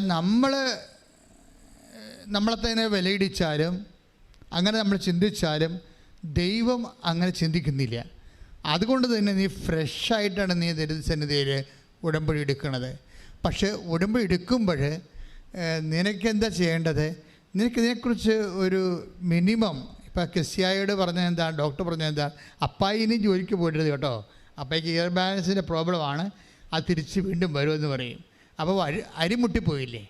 അരിമുട്ടിക്കഴിഞ്ഞപ്പോൾ അവൾ ഉടമ്പടി എടുത്ത് ഇപ്പോൾ പറഞ്ഞ അരിമുട്ടിയല്ല ഈശോ എന്ന് പറഞ്ഞു. ഇത് ചില ഈ മനുഷ്യന്മാരുടെ പ്രോബ്ലം എന്ന് വെച്ച് കഴിഞ്ഞാൽ അവർ ഈ വിശ്വാസ ലെവലിനേക്കാൾ വിശ്വാസ ലെവൽ നെഗ്ലിജിബിളായിട്ട് കളയും. എന്നാൽ അതൊരു അവഗണിക്കാൻ പറ്റുന്നൊരു കാര്യമായിട്ട് കരുതും. കാര്യം അവർക്ക് വിശ്വാസത്തേക്കാൾ ഉപരി സ്നേഹമാണ് മുറ്റി നിൽക്കുന്നത്. നിൻ്റെ ഹൃദയത്തിൽ വിശ്വാസം കൂടിയാൽ, സ്നേഹം കൂടിയാൽ പിന്നെ വിശ്വാസം ഒരു വിഷയമാകത്തില്ല. ചില ആൾക്കാർ വന്ന് ചോദിക്കുമല്ലോ, വന്ന് അവിടെ വന്ന് വെച്ചും ഉടമ്പടി എടുക്കണം, പോയി നോക്കാം, മറ്റുള്ളവരുടെ സാക്ഷിയൊക്കെ കേൾക്കാം, അല്ലെങ്കിൽ അമ്മയെ കൊണ്ട് ഉടമ്പടി എടുപ്പിച്ചിട്ട് നോക്കാം, അമ്മയ്ക്ക് എന്ത് കിട്ടിയെന്ന് അറിയാം. ഇങ്ങനെയൊക്കെ ടെസ്റ്റ് അടിക്കാൻ വേണ്ടി ചില ആൾക്കാർ വരുന്നില്ലേ. അവൻ്റെ കാര്യം പോക്കായിരിക്കും. എന്താ കാര്യം? അവൻ ടെസ്റ്റ് ചെയ്യണത് ആരെയാ? കർത്താവിനെയല്ല ടെസ്റ്റ് ചെയ്യണത്. അവൻ ടെസ്റ്റ് ചെയ്യണത് ആരെയാണ് ശരിക്കും? അവനെ തന്നെ ടെസ്റ്റ് ചെയ്യണം. എന്താണ്? എനിക്കിത് പറ്റത്തില്ലെന്ന് അവൻ തന്നെത്താൻ ധരിക്കുന്നു. എനിക്ക് ഉടമ്പടി പറ്റത്തില്ലെന്ന് ധരിക്കുന്നു. പക്ഷേ ദൈവം എന്താ പറയണത്? നിനക്ക് പറ്റുമെന്നാണ് ദൈവം പറയണത്. എന്താണ്? നീ ഇപ്പോഴും തങ്കവാ, നിൻ്റെ വില കുറഞ്ഞിട്ടില്ല. നീ നിന്നെ തന്നെ മോശമായിട്ട് അണ്ടർ എസ്റ്റിമേറ്റ് ചെയ്യേണ്ടതാണ്. അപ്പോൾ ആദ്യം ചെയ്യേണ്ടത്, ഉടമ്പടിയിലേക്ക് വരുമ്പോൾ അണ്ടർ എസ്റ്റിമേറ്റ്, നമ്മളെ തന്നെ വില കുറച്ച് കളയുന്ന ആ സംഭവം മാറ്റിവെക്കണം. മാറ്റിയിട്ട് എൻ്റെ കർത്താവ് എന്നെ ഇവിടെ കൊണ്ടുവന്നത് എൻ്റെ ദൈവം തന്നെയാണ്. ഇന്നും ദൈവതിരുസന്നിധിയിൽ എനിക്ക് വിലയുള്ളത് കൊണ്ടാണ് എൻ്റെ കണ്ണീരിൻ്റെ കാലത്ത് ആര് പറഞ്ഞാലും എന്ത് കേട്ടാലും ഇവിടെ ഞാൻ വന്നതിൻ്റെ കാരണം എന്ന് പറഞ്ഞ് നീ ദൈവമായിട്ട് കൈ കൊടുക്കണം. എന്താ കാര്യം? നിൻ്റെ ജീവിതം എല്ലാം പുതുതായിട്ട് തുടങ്ങാൻ പോകുകയാണ്. ഇനി നിൻ്റെ ജീവിതം ദൈവം തീരുമാനിക്കും, വേറെ ആരും തീരുമാനിക്കാനില്ല. ബാങ്കുകാർ തീരുമാനിക്കത്തില്ല, ഡോക്ടർ തീരുമാനിക്കത്തില്ല, ആരുമേ തീരുമാനിക്കത്തില്ല. നിൻ്റെ കാര്യം ആര് തീരുമാനിക്കും? നിൻ്റെ ദൈവം തീരുമാനിക്കും. കൈയടിച്ച്. ഇതാണ് ഒരു കോൺഫിഡൻസ് എന്ന് പറയണത്. കാരണം ദൈവത്തിരുസന്നിധിയിൽ നമ്മളെ സ്റ്റാറ്റസിന് മങ്ങലേറ്റതേ ഉള്ളൂ, പക്ഷേ ഡാമേജ് ആയിട്ടില്ല. ഇത് ബൈബിൾ നിനക്ക് തരുന്ന ഏറ്റവും വലിയ അഷ്വറൻസാണ്. എന്താണ്? മേ ബി നമ്മുടെ ജീവിതത്തിൻ്റെ പ്രത്യേകത കൊണ്ട് ദൈവത്തിരുസന്നിധിയിൽ നിൻ്റെ സ്റ്റാറ്റസ് അല്പം മങ്ങിപ്പോയി കാണും, പക്ഷേ ഡാമേജ് ആയിട്ടില്ല. അത് കർത്താവ് നിനക്ക് തരുന്ന വെളിപാടാണ്. കൈയിടിച്ച് ശ്രദ്ധിക്കട്ടെ. ഹല്ലേലൂയ. അപ്പോൾ കെസിയ ഉടമ്പടി എടുത്തപ്പോൾ അപ്പായോട് പോകരുത്, ഇയർ ബാലൻസിൻ്റെ പ്രോബ്ലം ഉണ്ട്, നിങ്ങളിലേക്ക് തൂക്കുകെട്ടിയുമായിട്ട് ഇനി പോകേണ്ട കാര്യമില്ല, പെരപണിക്ക് ഇനി പോകാൻ പറ്റത്തില്ല, കൺസ്ട്രക്ഷൻ ഫീൽഡിൽ നിങ്ങൾ മാറണം എന്നൊക്കെ പറഞ്ഞ് ഡോക്ടർ വിട്ടല്ലേ. പക്ഷേ എന്താ പ്രശ്നം? ഉടമ്പടി എടുത്തു കഴിഞ്ഞപ്പോൾ ഒരു പ്രസംഗം കേട്ട്. പ്രസംഗം എന്താ പറയണത്? നിങ്ങൾ ഉടമ്പടിക്കാലത്ത് മറ്റുള്ളവർ നിങ്ങളോട് പറയുന്നത് ദൈവസ്വരമായിട്ട് ശ്രദ്ധിക്കണമെന്ന്, ദൈവം അവരിലൂടെയും നിങ്ങളോട് സംസാരിക്കാമെന്ന്. അപ്പോൾ അവരിലൂടെ അത് ഇവർക്ക് അഭിഷേകമായിട്ട് തോന്നി. എന്നുവെച്ചാൽ മറ്റുള്ളവർ സംസാരിക്കുമ്പോൾ അത് ദൈവസ്വരമായിട്ട് നീ കേൾക്കണമെന്ന് പറഞ്ഞ്. അപ്പോൾ ഉടനെ ഇത് കേട്ടിട്ട് ഉടനെ ഇവൾ കേൾക്കണത് എന്താണ്? അപ്പയെ വീണ്ടും ആൾക്കാർ വന്ന് പെരപണിയാൻ വിളിക്കണതാണ്. അപ്പോൾ ഉടമ്പടി ധ്യാനത്തിൽ പറഞ്ഞായിരുന്നല്ലോ, ഇനി മറ്റുള്ളവർ പറയണത് നീ കേൾക്കണം, അവരിലൂടെ ദൈവം നിന്നോട് സംസാരിക്കുമെന്ന് വന്നില്ല. അപ്പോഴേ ഇവൾക്കത് അഭിഷേകമായി. ഈ അഭിഷേകം എന്ന് അച്ഛൻ പറയുമ്പോൾ നിങ്ങൾ ശ്രദ്ധിക്കേണ്ടത്, ദൈവവചനത്തിനും മറ്റുള്ളവരുടെ വചനത്തിനും നമ്മൾക്ക് ക്യാച്ച് ചെയ്തിട്ട് ഓൺ ദി സ്പോട്ടിൽ ഓൺലൈനായിട്ട് ഇതിനെ ഡിക്റ്റേറ്റ് ചെയ്തെടുക്കണം. ഡിസേൺമെൻ്റ് എന്ന് പറയും.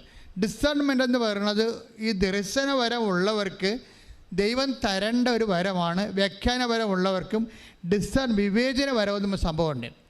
ആ കരിസ്മാറ്റിക്കിൽ വന്നു കഴിഞ്ഞാൽ നമുക്കറിയാമല്ലോ, അത് അതായത് അതിനകത്ത് പ്രാരംഭ ധ്യാനം, വളർച്ച ധ്യാനം, അത് കഴിഞ്ഞിട്ട് ആന്തരിക സൗഖ്യ ധ്യാനം, പ്രാർത്ഥനാനുഭവ ധ്യാനം, വരദാനങ്ങളുടെ ധ്യാനം വരുമ്പോഴാണ് ഇത് വിവേചനം വരണത്. പക്ഷെ ഉടമ്പടിയിൽ നീ ഉടമ്പടിയുമായിട്ട് നീ കർത്താവിൻ്റെ ഐക്യത്തിലായത് കാരണം ഈ ദാനങ്ങളെല്ലാം നിനക്ക് നിൻ്റെ വിശ്വാസത്തിൻ്റെ ദൈവസ്നേഹത്തിൻ്റെ ആനുപാതികമായിട്ട് നിനക്ക് വിവേചനം വരം കൂടി കിട്ടുന്നുണ്ട്. ശ്രദ്ധിക്കട്ടെ, ഹല്ലേലൂയ. അപ്പോൾ കെസിയുടെ സാക്ഷ്യത്തിൻ്റെ വചനങ്ങളെ നോക്കിയിട്ട് വീണ്ടും വീട് പണിയാനും തൂക്കിക്കട്ടയുമായിട്ട് വിളിക്കുന്നതിനെക്കുറിച്ച് വചനത്തെക്കുറിച്ച് അങ്ങനെ ചിന്തിച്ചാണ് ഞാൻ ഇവിടെ കയറണത്. ഇവിടെ കയറി കഴിഞ്ഞതിന് ശേഷം ഞാൻ വീണ്ടും വേറൊരു കാര്യത്തിന് വേണ്ടി വചനം ഓപ്പൺ ചെയ്ത് കർത്താവിനോട് സന്ദേശം ചോദിക്കാൻ വേണ്ടി വചനം ഓപ്പൺ ചെയ്യും. ഇപ്പോൾ നിങ്ങൾക്കറിയാമല്ലോ, ഉടമ്പടിയിലുള്ള എല്ലാവരും തന്നെ വചനത്തിലൂടെ ആൾക്കാർ കർത്താവിനോടൊക്കെ ഒന്ന് ആലോചന ചോദിക്കുന്നുണ്ട്. ഉടമ്പടി വൃത്തിയായിട്ട് ചെയ്യുന്ന എല്ലാവരോടും ആൾക്കാരോട് കർത്താവ് വചനത്തിലൂടെ സംസാരിക്കുകയും ചെയ്യുന്നുണ്ട്. കാര്യം കമ്മ്യൂണിക്കേഷൻ കവനനിൻ്റെ ഭാഗമാണ്. കമ്മ്യൂണിക്കേഷൻ എന്ന് പറയുന്നത് കവനനിൻ്റെ ഭാഗമാണ്. ആര് കവനൻ്റിലായാലും ഉടനെ കമ്മ്യൂണിക്കേഷൻ ആകും. അപ്പോൾ ചിലർക്ക് നല്ല വെട്ടിപ്പായിട്ട് സംസാരിക്കാൻ അറിയാം ദൈവത്തോട്, ചിലർ സംസാരിക്കത്തില്ല, പക്ഷെ മനസ്സിൽ ഓർക്കും. എല്ലാം കമ്മ്യൂണിക്കേഷനാണ്. ഇപ്പം ഞാൻ വന്നപ്പോൾ ഞാൻ പറഞ്ഞു, ഈശോ, അപ്പോൾ അത് ഞാൻ വേറൊരു വിഷയത്തിന് വേണ്ടി ചോദിച്ചപ്പോൾ കെസിയുടെ സാക്ഷ്യത്തിന് പറ്റുന്ന വചനം കർത്താവിക്ക് തന്നു. അത് സക്കറിയയുടെ വചനമാണ്. ഞാൻ വായിച്ചിട്ടില്ലാത്ത വചനമാണത്. ഇപ്പം കാണിച്ചുകൊണ്ട് ഞാൻ നോക്കിയെടുത്ത് നിങ്ങൾ കണ്ടല്ലോ. അതായത് സക്കറിയ 1:15 എടുത്ത് ശ്രദ്ധിക്കട്ടെ. ഹല്ലേലൂയ, ഹല്ലേലൂയ, ഹല്ലേലൂയ, ഹല്ലേലൂയ, ഹല്ലേലൂയ, ഹല്ലേലൂയ, ഹല്ലേലൂയ, ഹല്ലേലൂയ, ഹല്ലേലൂയ, യേശുവേ നന്ദി, ഹല്ലേലൂയ, ഹല്ലേലൂയ, ഹല്ലേലൂയ, യേശുവേ ആരാധന, ആരാധന, ആരാധന. സക്കറിയ പ്രവാചകന്റെ പുസ്തകം 1-ാം അധ്യായം 15-ാമത്തെ വാക്യം. സ്വസ്ഥത അനുഭവിക്കുന്ന ജനതകളുടെ മേൽ എനിക്ക് ഏറെ കോപമുണ്ട്. ഞാൻ എൻ്റെ ജനത്തോട് അല്പം കോപിച്ചപ്പോഴേക്കും അവർ അനർത്ഥം വർദ്ധിപ്പിച്ചു. കർത്താവ് അരുൾ ചെയ്യുന്നു, ഞാൻ അലിവ് തോന്നി ജെറുസലേമിലേക്ക് മടങ്ങി വന്നിരിക്കുന്നു. അവിടെ എൻ്റെ ആലയം പണിയും, ജെറുസലേമിൻ്റെ മേൽ അളവ് ചരട് പിടിക്കും. Praise the Lord. അപ്പോൾ തൂക്കുകെട്ടുമായിട്ട് തിരിച്ചു വരികയാണ്. അതായത് വിഡ്രോ ചെയ്തിരിക്കുന്ന ദൈവാനുഗ്രഹങ്ങളും വിഡ്രോ ചെയ്തിരിക്കുന്ന ജീവിത രീതികളിലേക്കും നമുക്ക് ഉടമ്പടിയിലൂടെ തിരിച്ചു വരുന്നതിന് പ്രവചനങ്ങളുണ്ട്, വാഗ്ദാനങ്ങളുണ്ട്. ഇതെല്ലാം വാഗ്ദാനമാണല്ലോ. Next line. ജെറുസലേമിൻ്റെ മേൽ അളവ് ചരവ് പിടിക്കും, സൈന്യങ്ങളുടെ കർത്താവ് അരുൾ ചെയ്യുന്നു. വീണ്ടും വിളിച്ചു പറയുക, എൻ്റെ നഗരങ്ങൾ വീണ്ടും ഐശ്വര്യപൂർണ്ണമാകും. Praise the Lord. വീണ്ടും വിളിച്ചു പറയുക, എൻ്റെ നഗരങ്ങൾ പറഞ്ഞ് വീണ്ടും വിളിച്ചു പറയുക, വീണ്ടും വിളിച്ചു പറയുക, എൻ്റെ നഗരങ്ങൾ വീണ്ടും വീണ്ടും ഐശ്വര്യപൂർണ്ണമാകും. അതായത് അളവ് ചരട് കൊണ്ട് പിടിച്ച് അതിനെ നിർമ്മിച്ച് ഉയർത്തി വളർത്തുന്ന, അതായത് നമ്മളുടെ ജീവിതം മുഴുവനും റീസ്റ്റേറ്റ് ചെയ്യുന്നതാണ്. ഐശ്വര്യം പുനഃസ്ഥാപിക്കുമെന്ന് കർത്താവിൻ്റെ പ്രവാചകവചനങ്ങളുടെ പ്രധാനപ്പെട്ട ഉടമ്പടിയുടെ ഒരു പ്രധാനപ്പെട്ട ലക്ഷ്യം തന്നെയാണ് ഐശ്വര്യം പുനഃസ്ഥാപിക്കുക എന്നുള്ളത്. അപ്പോൾ നമ്മളെ നമ്മുടെ ശരീരത്തിൻ്റെ ഐശ്വര്യമായാലും ശരി, ഇപ്പോൾ ചിലരെ കണ്ടു കഴിഞ്ഞാൽ 5 കീമോ എടുത്തവരാണെന്ന് പറയത്തില്ല. കാര്യം എന്താണ്? അത് വേറെ ആയിട്ട് അത് അതിൻ്റെ ആന്തരിക അഭിഷേകം കിട്ടിയിട്ട് അത് ഇവർക്ക് ബോഡിക്ക് ഏറ്റതായിട്ട് നമുക്ക് തോന്നത്തില്ല. ഇങ്ങനെ ഓരോ വിഷയവും അങ്ങനെയാണ്. ഇത്രയും വലിയ പ്രശ്നങ്ങളിലൂടെ പോകുന്ന ആളാണ് നമ്മളെന്ന് പറയാത്ത രീതിയിൽ ഈ പുനഃസ്ഥാപന രജിസ്ട്രേഷൻ ഒത്തിരി ഉണ്ടായിക്കൊണ്ടിരിക്കും. അത് വാഗ്ദാനത്തിലുള്ളതാണ്. ഉടമ്പടി വാഗ്ദാനങ്ങൾ 8000 കേട്ടോ. 8880 വാഗ്ദാനങ്ങളാണ് ഉടമ്പടിയിലുള്ളത്. അപ്പം അതെല്ലാം മനുഷ്യൻ്റെ എക്കാലത്തെയുമുള്ള ജീവിതത്തെയാണ് അഡ്രസ്സ് ചെയ്യണത്. അതുകൊണ്ട് ഈ 8850 വാഗ്ദാനങ്ങളിൽ പെട്ടത് മാത്രമായിരിക്കും നമ്മുടെ വിഷയങ്ങളെല്ലാം വരാൻ പോണത്, പുതുതായാലും പഴയതായാലും. അപ്പം അതുകൊണ്ട് ഒരിക്കലും നമ്മൾ ചിന്തിക്കാതെ നിങ്ങൾ ചെയ്യേണ്ടത് ദൈവമായിട്ടുള്ള love level. Take the word of God. ശ്രുതിക്കട്ടെ. ഹല്ലേലൂയ, ഹല്ലേലൂയ, ഹല്ലേലൂയ, ഹല്ലേലൂയ, ഹല്ലേലൂയ. പൗലോസ് അപ്പോസ്തലൻ കൊരിന്ത്യർക്ക് എഴുതിയ 1-ാം ലേഖനത്തിൽ 13-ന്റെ 7-ാമത്തെ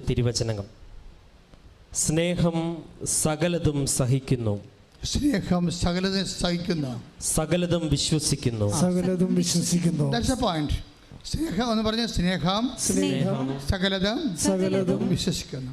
ഇപ്പം ദൈവത്തിൽ ഇത്തിരി വിശ്വാസം മങ്ങിയാൽ നിങ്ങൾ എന്താ ചെയ്യേണ്ടത്?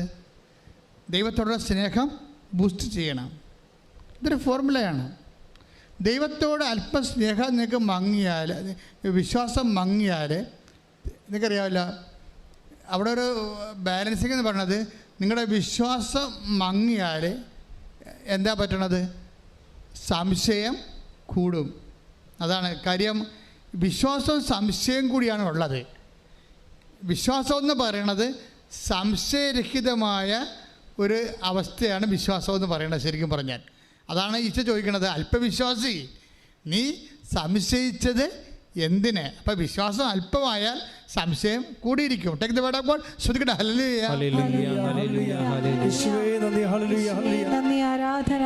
മത്തായിയുടെ സുവിശേഷം 14-ാം അധ്യായം 31-ാമത്തെ വാക്യം. മത്തായി 14:31. ഉടനെ യേശു കൈനീട്ടി അവനെ പിടിച്ചുകൊണ്ട് പറഞ്ഞു. അവനെ പിടിച്ചുകൊണ്ട് ആര് പിടിച്ച കാര്യം പറയണേ? പത്രോസിനെ. അപ്പം ഉടനെ അതായത് സിറ്റുവേഷൻ ഓഫ് ദി സ്റ്റോറി ഇങ്ങനെയാണ്. കർത്താവ് കടലിൻ്റെ മീതെ രാത്രി വരുന്ന ഭാഗമാണിത്.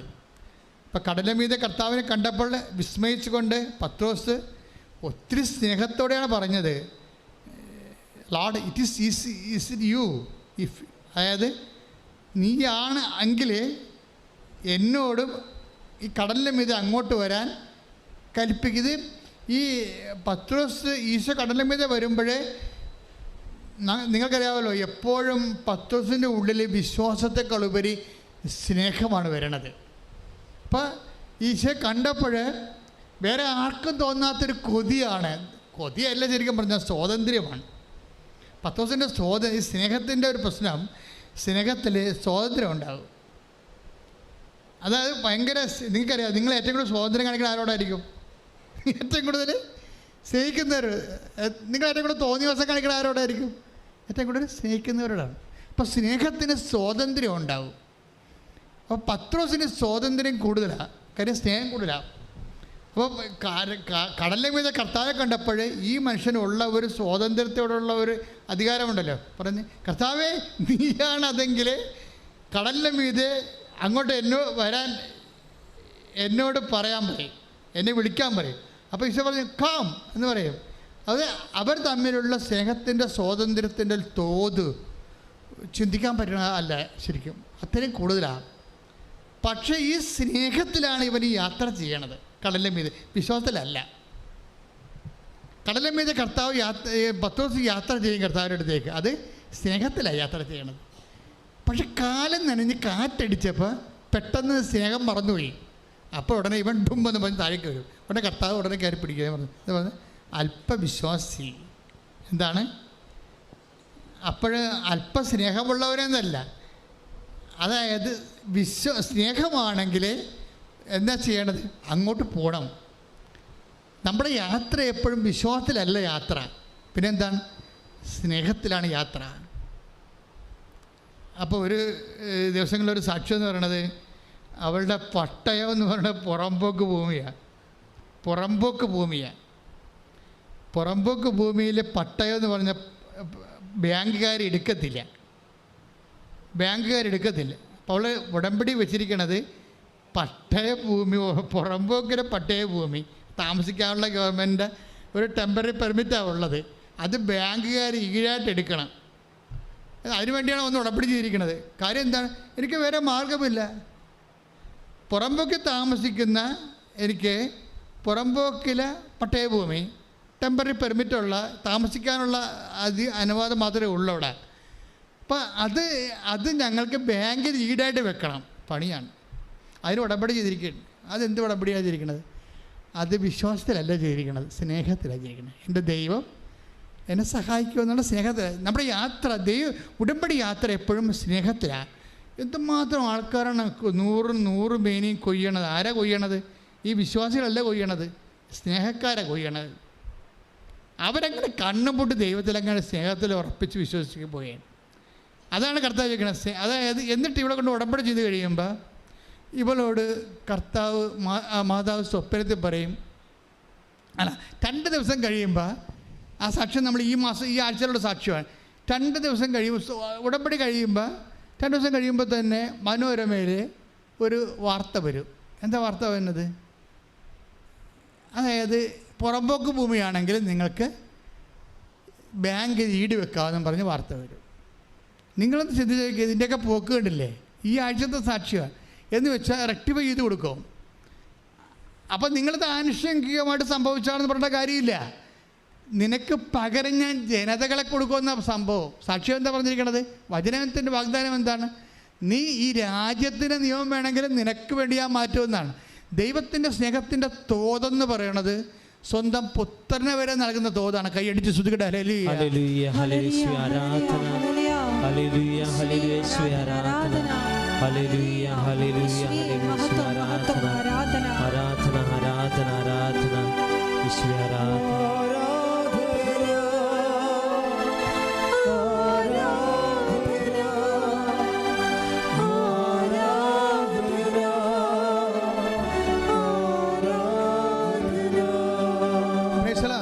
ഇതെന്ത് സംഭവിച്ചാലേ അതിനുശേഷം പെട്ടെന്ന് ഇവിടെ കൊണ്ടുപോയി കൊടുത്ത് ലോണാക്കും, അത് കിട്ടുകയും ചെയ്യും. പക്ഷേ ആ സ്റ്റോറി പോണ പോക്ക് കണ്ടില്ലേ? സ്റ്റോറി തുടങ്ങണത് എങ്ങനെയാണ്, ഇതിങ്ങനെ സ്റ്റോറി പുരോഗമിക്കണത് എങ്ങനെയാണ്? ഇതെല്ലാം 10 ദിവസം കടലിൻ്റെ മീതെ സ്നേഹത്തോടെ യാത്ര ചെയ്ത പോലുള്ള ഉടമ്പടി യാത്രയാണ് ഈ സംഭവം. ഇങ്ങനെ യാത്ര ചെയ്ത് കഴിഞ്ഞിട്ട് ഒരു സമയത്ത് മാതാവ് ഇവരോട് പറയും, കമ്മ്യൂണിക്കേഷൻ മാതാവ് പറയും, നീ ചെന്ന ആ കൊടുത്ത പട്ടയം തിരിച്ച് വാങ്ങിക്കാൻ പറയും. കൊടുത്ത പട്ടയം തിരിച്ച് വാങ്ങിക്കാൻ. എന്നിട്ട് ഇവിടെ മാതാവ് പറഞ്ഞതല്ലേ എന്നും പറഞ്ഞ് ബാങ്കിൻ്റെ അടുത്ത് ചെല്ലും. അപ്പോൾ 15,000 രൂപയെ അടച്ചിട്ടുള്ളൂ, ബാക്കിയെല്ലാം കടമായിട്ട് കിടക്കുകയാണ്. അപ്പോഴിവിടെ വന്നപ്പോൾ ഡോക്ടർ എന്താ മാനേജർ ചോദിക്കും, എന്തിനാ വന്നത്? അതാ പട്ടയം തിരിച്ചു തരാം. ആ തരാവേ, ആ മൊത്തം കാശ് അടച്ചേക്കാൻ പറഞ്ഞു. അപ്പോൾ ഇവിടെ ചമ്മി പോകും. അപ്പോൾ മാതാവ് ഞാൻ ചമ്മിയല്ല, നീ പറഞ്ഞിട്ട് അത് പറഞ്ഞോളൂ ശരിയാണല്ല, പൈസ നടക്കാതെ എങ്ങനെ പട്ടണം തന്നെ. ഇവള് മാനേജറിൻ്റെ പട്ടം ചേർന്ന് ചിന്തിക്കാൻ തുടങ്ങും. അപ്പോൾ കുറച്ച് കഴിയുമ്പോൾ മാനേജർ വിളിക്കുകയും പറയും, ആ കുഴപ്പമില്ല പട്ടയം കൊണ്ടുപോയി കൊള്ളാൻ പറയും. നമ്മളിതൊക്കെ കേൾക്കുമ്പോൾ നമുക്ക് തലക്ക് മരവിപ്പിച്ചു പോകും. ശരിയാ സംഭവം. ഉടനെ മാനേജർ ഇവർക്ക് പട്ടയം കൊടുക്കും. അതായത് നമ്മൾ ഉടമ്പടി വിഹിതമായിട്ട് ഇവളോടാണ് പറഞ്ഞിരിക്കണത്, പോയി പട്ടയം മേടിച്ചോളാം, പൈസ അടച്ചിട്ടില്ല. ആദ്യം ഈ പട്ടയം അടക്കാമെന്ന് പറഞ്ഞ്, അപ്പോൾ ഇത് ഈ മനുഷ്യന്മാരെ അനുഭവിക്കുന്ന സാധാരണ മനുഷ്യനാണ് നീയെങ്കിലും നീ അനുഭവിക്കുന്ന സാധാരണ വിഷയങ്ങളിൽ പോലും അസാധാരണമായിട്ടാണ് ഉടമ്പടി ദൈവം ഇടപെടണത്. കൈ ഇടിച്ചു സുഖട്ടെ. Hallelujah, hallelujah. പരിശുദ്ധ പരമദിവ്യകാരണത്തിന്. അപ്പോൾ ഇതിൻ്റെ വിഷയം വരണത് നമ്മൾ കറക്റ്റായിട്ട് മനസ്സിലാക്കേണ്ടത്. Take the word of God again. അല്പവിശ്വാസി നീ സംശയിച്ച് എന്തിനാ? ശ്രദ്ധിക്കട്ടെ.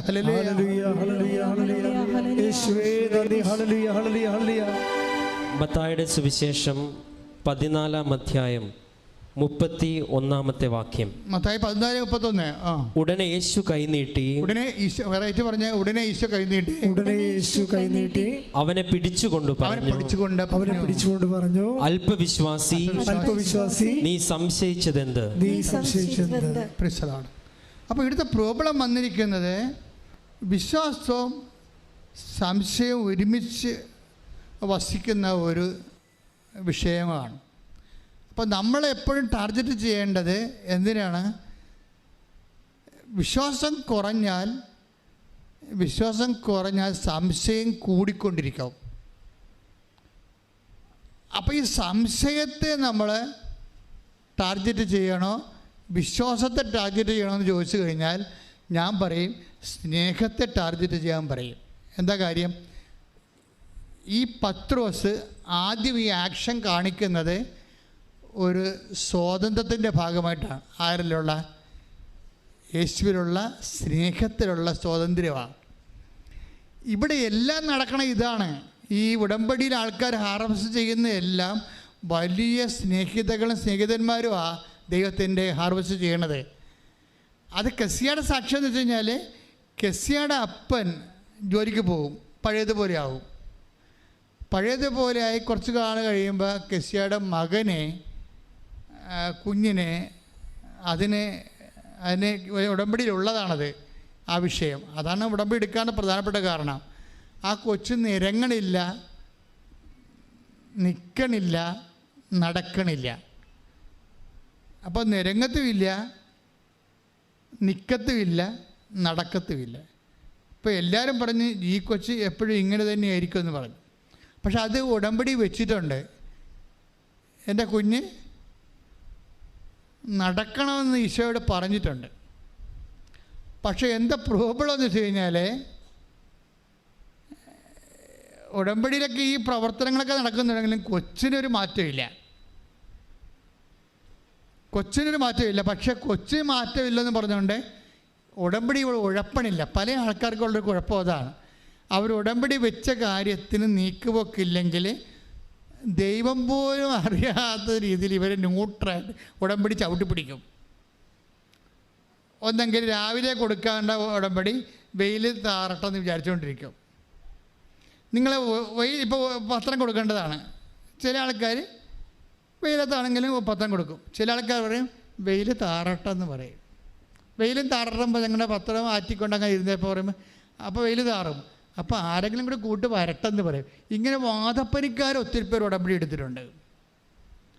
അപ്പോൾ ദൈവത്തെ അറിയാമല്ലോ, ഇതിൻ്റെ അകത്തെല്ലാം സ്നേഹം അളക്കപ്പെടും. ചില ആൾക്കാർ വെയിലെങ്കിൽ വെയിൽ കർത്താവിൻ്റെ ജോലിയല്ലെന്ന് വിചാരിച്ചുകൊണ്ട് ചാടിക്കയറി കൊടുക്കും.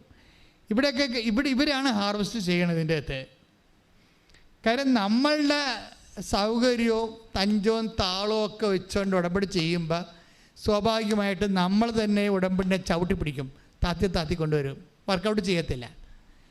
കാര്യം നിങ്ങളുടെ സ്നേഹത്തിൻ്റെ ചൂട്, ദൈവത്തോടുള്ള വിഷയം, അത് ചെയ്താൽ മതിയല്ല, എപ്പോഴാലും ചെയ്താൽ മതിയല്ല എന്നാണ് നിങ്ങൾ വിചാരിക്കണത്.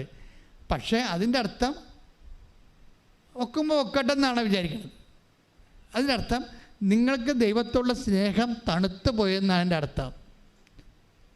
മറിച്ച് ദൈവത്തോട് സ്നേഹം തീഷ്ണമായിട്ട് നിൽക്കുന്ന ആൾക്കാരാണെങ്കിൽ ചൂടും മഴയും വെയിലും ഒന്നും നോക്കാതെ, ഇപ്പം ചിലരില്ല ഞായറാഴ്ച കുർബാനയ്ക്കില്ലേ, ഞായറാഴ്ച കുർബാനയ്ക്ക് വേണ്ടി എലി മാളത്തിൽ നിന്ന് പുറത്ത് പറന്ന് മേഘത്തോട്ട് നോക്കണ പോലെ നോക്കും, പുറത്തേക്ക് പിന്നെയും കുടയും പിടിച്ച് വരും, പുറത്തോട്ട് നോക്കും, പിന്നെ പോകാമെന്ന് നിൽക്കും, മഴ തോരട്ട എന്ന് പറയും. ഇങ്ങനെ തോർന്ന് അവരുടെ ഉദ്ദേശം എന്താ? മഴ തോർന്ന അനുസരിച്ചുകൊണ്ട് അവിടെ പ്രസംഗം തീരും, അപ്പം എത്താം. അതാണ് ഉദ്ദേശിക്കണത്. മഴയാണെന്ന് നമ്മൾ പറയാനുണ്ടെങ്കിലും നമ്മുടെ ഉള്ളിലിരിപ്പ് എന്താണ്? നമുക്ക് നോക്കുമ്പോൾ ദൈവത്തിന് കുഴപ്പമില്ല. എന്താണ്? മഴയത് കൊണ്ടല്ലേ പോണത്, കുടയില്ലല്ലോ. അപ്പം അതുകൊണ്ട്, പക്ഷേ നമ്മുടെ ഉദ്ദേശം എന്താ? നമ്മുടെ ഉദ്ദേശം മഴ പമ്മുന്നനുസരിച്ചിട്ട് അവിടെ പ്രസംഗം കുർബാനയ്ക്ക് പോയെന്നുമായി മൊത്തം അവിടെ ഇരിക്കുകയും ചെയ്യേണ്ട. ഈ കള്ളക്കളികളെല്ലാം അപ്പം തന്നെ സ്കാൻ ചെയ്ത് പുറത്ത് വരും. നിങ്ങൾ പണി മേടിക്കണം നിങ്ങൾ തന്നെ കാരണക്കാരാണേ. നിങ്ങളുടെ തന്നെ കള്ളത്തരങ്ങൾ കാരണമാണ് ഉടമ്പടിയിൽ ലാഗ് ചെയ്ത് പോണത്. എനിക്ക് കാലെ പിടിച്ച് പറയാനുള്ള കാര്യം, ഉടമ്പടി എടുക്കുന്നുണ്ടെങ്കിൽ ഇത് സത്യസന്ധമായിട്ട് പിന്നെ ദൈവത്തിൻ്റെ തിരുസന്നിധിയിൽ തോക്കാതെ നിൽക്കണം.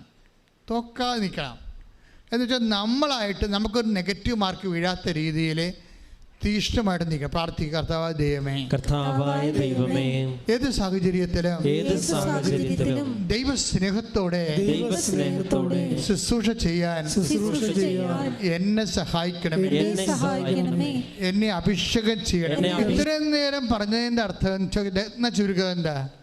നിങ്ങൾ എന്ത് ചെയ്താലും, ഇപ്പം നിങ്ങൾ ഇവിടുന്ന് ധ്യാനം കഴിഞ്ഞിട്ട് വേർത്തൊരിച്ച് ചാടി പുറത്ത് വീണ് അപ്പോഴുണ്ട് നിങ്ങളുടെ ട്രിവാൻഡ്രം വണ്ടി നിങ്ങൾ ചെല്ലുമ്പോൾ തന്നെ നിങ്ങളുടെ പിടിച്ചില്ലെന്ന രീതി വണ്ടി പോയി. അപ്പോൾ ഉടനെ ഡ്രൈവറിൻ്റെ തന്തക്ക് വിളിച്ചിട്ട് അവിടെ നിൽക്കും. നിങ്ങളുടെ ഉടമ്പടി ധ്യാനം എല്ലാം അവിടെ വെച്ച് ഉടയും. ഉടമ്പടി നിങ്ങളുടെ യഥാർത്ഥ നിങ്ങൾ ആരാണെന്നുള്ളത് പുറത്തു വരിക്കണം സാധനം. അങ്ങനെ വരാൻ വേണ്ടി തന്നെയാണ് ഇങ്ങനെയുള്ള ഇൻസിഡൻറ്റ് സംഭവിക്കുന്നത്. അപ്പം നിങ്ങളെന്താ ചെയ്യണത്? ആ വണ്ടി വിട്ടുപോയി. അതെന്ത് ചെയ്യണം? കുറച്ച് നേരം കൂടി കാത്തു നിൽക്കണം. ഞാൻ കർത്താവിനുള്ള സ്നേഹത്തെ പ്രതി ഞാൻ കാത്തു നിൽക്കും ഈ വെയിലത്ത്. ആ സംഭവം നിങ്ങൾക്കുണ്ടായ ക്ലേശങ്ങളെ കർത്താവിൻ്റെ സ്നേഹത്തിൻ്റെ അക്കൗണ്ടിലേക്ക് ഉടനെ വരവ് വെച്ച് എഴുതി മാറ്റണം. ഇങ്ങനെയാണ് സ്നേഹത്തെ വളരണത്. പീഡിയ അല്ല ദൈവൻ്റെ തന്തക്കളിച്ചൊരു കാര്യമില്ല. മറിച്ച് എനിക്കുണ്ടായിരുന്ന ക്ലേശത്തെ അത് ആരിൽ നിന്നുണ്ടായാലും, വീട്ടിലുണ്ടായാലും വഴിയിലുണ്ടായാലും ഇവിടെ നിന്നുണ്ടായാലും, ക്ലേശമെന്ന് വെച്ചാൽ ബേസിക്കായിട്ട് നോക്കുമ്പോൾ എന്താണത്? കുരിശാണ്. ക്രിസ്തു കുരിശിനെ എന്ത് ചെയ്തു? അത് മതി. അതായത് ക്ലേശമെന്ന് പറഞ്ഞപ്പോൾ ഡ്രൈവർ ഉണ്ടാക്കിയാലും കണ്ടക്ടർ ഉണ്ടാക്കിയാലും വീട്ടുകാരുണ്ടാക്കിയാലും ആരുണ്ടാക്കിയാലും ക്ലേശമെന്ന് പറഞ്ഞ സാധനം എന്താ? ബേസിക്കായിട്ട് അത് കുരിശാണ്. ഈ കുരിശിന് നമ്മൾ എന്താ ചെയ്യേണ്ടത്? ചവിട്ട് പിടിക്കണേണ് അല്ല. ക്രിസ്തു എന്താ ചെയ്തത്? I command my spirit. കുരിശിൻ്റെ അവസാനം എന്താ പറഞ്ഞത്? കുരിശിൻ്റെ ആദ്യ വിശ്വാസം പറഞ്ഞില്ല. അത് ഡ്യൂട്ടിയെല്ലാം പൂർത്തിയാക്കിയിട്ട് കുരിശ് എന്ത് ചെയ്യണമെന്നുള്ള അവസാനം പറയും. എന്താണ്? കുരിശ് അപ്പായെ ഏൽപ്പിക്കുന്നു. ഇത് ഏൽപ്പിച്ചിട്ട് എനിക്ക് തിരിച്ചു തരേണ്ടത് എന്താണ്? അപ്പായുടെ സ്നേഹം. നിൻ്റെ സ്നേഹത്താൽ ഞാൻ മഹത്വപ്പെടട്ടെ. അപ്പ മഹത്വപ്പെടുത്തി. കർത്താവിനെ ഉയർത്തെഴുന്നേൽപ്പിച്ചുകൊണ്ട് അപ്പ മഹത്വപ്പെടുത്തി. കൈയടിച്ച് ശ്രദ്ധിക്കട്ടെ. അപ്പോഴേ ഇങ്ങനെയുള്ള സിറ്റുവേഷൻസൊക്കെ തരുമ്പോഴേ അതെല്ലാം കൺവേർഷനിലേക്ക് മാറ്റണം. അതെല്ലാം ക്ലേശങ്ങളെല്ലാം സ്നേഹമായിട്ട് കൺവേർട്ട് ചെയ്യണം. ഇത് ആധ്യാത്മികമായ ഒരു മെറ്റാബോളിസ പ്രക്രിയ അവിടെ നടക്കുന്നത്. ഒരു പചന വ്യവസ്ഥയാണ് നമുക്ക്. ആ പചന വ്യവസ്ഥയിൽ കുരിശ് കൃപയായിട്ട് കൺവേർട്ട് ചെയ്യപ്പെടും. പക്ഷേ ക്ലേശമായിട്ടാണ് നമുക്കതിനെ കിട്ടണത്. നമ്മളതിനെ പാചകം ചെയ്താണ് ക്ലേശങ്ങളെ നമ്മൾ വിശ്വാസം, പ്രത്യാശ, സ്നേഹം മുതലായ ഇൻഗ്രീഡിയൻസ് ചേർത്തുകൊണ്ട് അല്ലെങ്കിൽ പരിശുദ്ധാത്മാവിൻ്റെ തീ ചേർത്തുകൊണ്ട് ഈ ക്ലേശങ്ങളെ നമ്മൾ ദൈവസ്നേഹത്താൽ പാചകം ചെയ്യും. പാചകം ചെയ്തിട്ടാണ് ഇതിനെ കൃപയായിട്ട് കൺവേർട്ട് ചെയ്യണത്. അപ്പം അതുകൊണ്ട് ഉടമ്പടി ഒരു ജീവിത രീതിയാണ്, ജീവിത ധർമ്മമാണ്, അതുപോലെ ജീവിത ശൈലിയാണ്. ഇതാ അല്ല ഇവിടെ കൊണ്ടുവന്ന് എന്തെങ്കിലും എഴുതിയിട്ട് കെട്ടിത്താത്തിയിട്ട് പോകണമല്ല കേസ് കെട്ട്. അതിൻ്റെ പിന്നിലുള്ള അതിൻ്റെ പ്രക്രിയകൾ, അതിൻ്റെ ഭാഷ്യമാണ് ഞാൻ നിങ്ങളോട് പറയണത്. ഉടമ്പടിയുടെ പ്രക്രിയയുണ്ട്, അതിൻ്റെ ജീവിത രീതികളുണ്ട്, അതിൻ്റെ ഒരു ഭാഷ്യമാണ്. എന്ന് വെച്ചാൽ ഇൻ കേസ് നിങ്ങൾ അതിനാൽ ദൈവത്തിൻ്റെ സ്വന്തം പൈതലായിട്ട് അങ്ങോട്ട് കൺവേർട്ട് ചെയ്യപ്പെടും. ദൈവത്തിൻ്റെ സ്വന്തം പൈതലായി കഴിഞ്ഞാൽ പിന്നെ ഈ പ്രോബ്ലംസ് ഒന്നുമില്ല. എന്താ കാര്യം? നമ്മൾ മക്കളാണെങ്കിൽ അവകാശികളാണ്. അതിനെക്കുറിച്ച് നമുക്ക് നല്ല ബോധമുണ്ട്.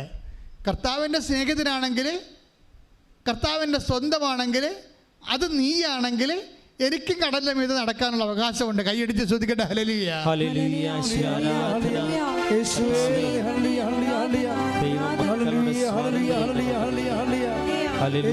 കെസ്യയോട് പറഞ്ഞു, ഈ കുട്ടി നടക്കാനുള്ള സാധ്യത കുറവാണെന്ന് പറഞ്ഞു. അതാണ്. പക്ഷേ പിറ്റേ ദിവസം ദിവ്യകാരുണ്യ നാഥനെ നിത്യാരാധനയിൽ കെസ്യ കാണുന്നൊരു കാഴ്ചയുണ്ട്. അപ്പോൾ ഡോക്ടർ ഇങ്ങനെ പറഞ്ഞതിൻ്റെ സങ്കടം അവളുടെ മനസ്സിലുണ്ട് ഭയങ്കരമായിട്ട്. അപ്പോൾ ദിവ്യകാരുണ്യ നാഥനെ കാണുമ്പോൾ കെസ്യ പറയും, ഞാൻ ഉടമ്പടിയുടെ കാര്യം അമ്മ നിന്നോട് പറഞ്ഞിട്ടില്ല എന്ന് ചോദിക്കും. ആ ഒരു ഡയലോഗിൻ്റെ പോക്ക്, കമ്മ്യൂണിക്കേഷൻ പോക്ക് കണ്ട, ഇതിൻ്റെ സ്നേഹത്തിൻ്റെ ലെവൽ കണ്ട. ഈശോനെ ദിവ്യകാരുണ്യ നാഥനെ കണ്ടപ്പോൾ കെസ്യ ചോദിക്കുന്നത് എന്താണ്? ഞാൻ അമ്മയെടുത്ത് ഉടമ്പടി എടുത്തായിരുന്നു, ആ കാര്യം അമ്മ നിന്നോട് പറഞ്ഞിട്ടുണ്ടോ എന്ന് ചോദിക്കും. എന്താ കാര്യം? പറഞ്ഞിട്ടുണ്ടോ ഇല്ലയോ എന്നല്ല, അവളുടെ കുഞ്ഞിന് മാറ്റമൊന്നുമില്ല. അപ്പോൾ അമ്മ പറഞ്ഞിട്ടില്ല എന്നാണ് ഇവൾ പറയണത്.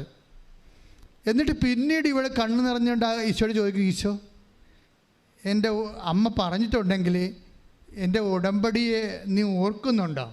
എന്തുമാത്രം ആൾക്കാർ ഉടമ്പടി എടുക്കണേ, ലക്ഷക്കണക്കിന് ആൾക്കാരല്ലേ ഉടമ്പടി എടുത്തിരിക്കണേ, എൻ്റെ ഉടമ്പടിയെ നീ ഓർക്കുന്നുണ്ടോ എന്ന് ചോദിക്കും. ഒരു പ്രാർത്ഥനയുടെ രീതി കണ്ട.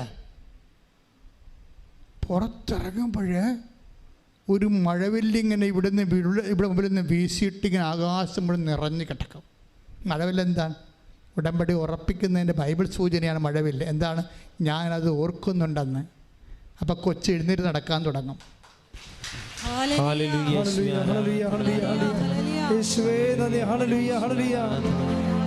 ഉൽപ്പത്തി 9:16 മേഘങ്ങളിൽ മഴവില്ല് തെളിയുമ്പോൾ ഭൂമുഖത്തുള്ള എല്ലാ ജീവജാലങ്ങളുമായി ചെയ്ത എന്നേക്കുമുള്ള ഉടമ്പടി ഞാൻ ഓർക്കും.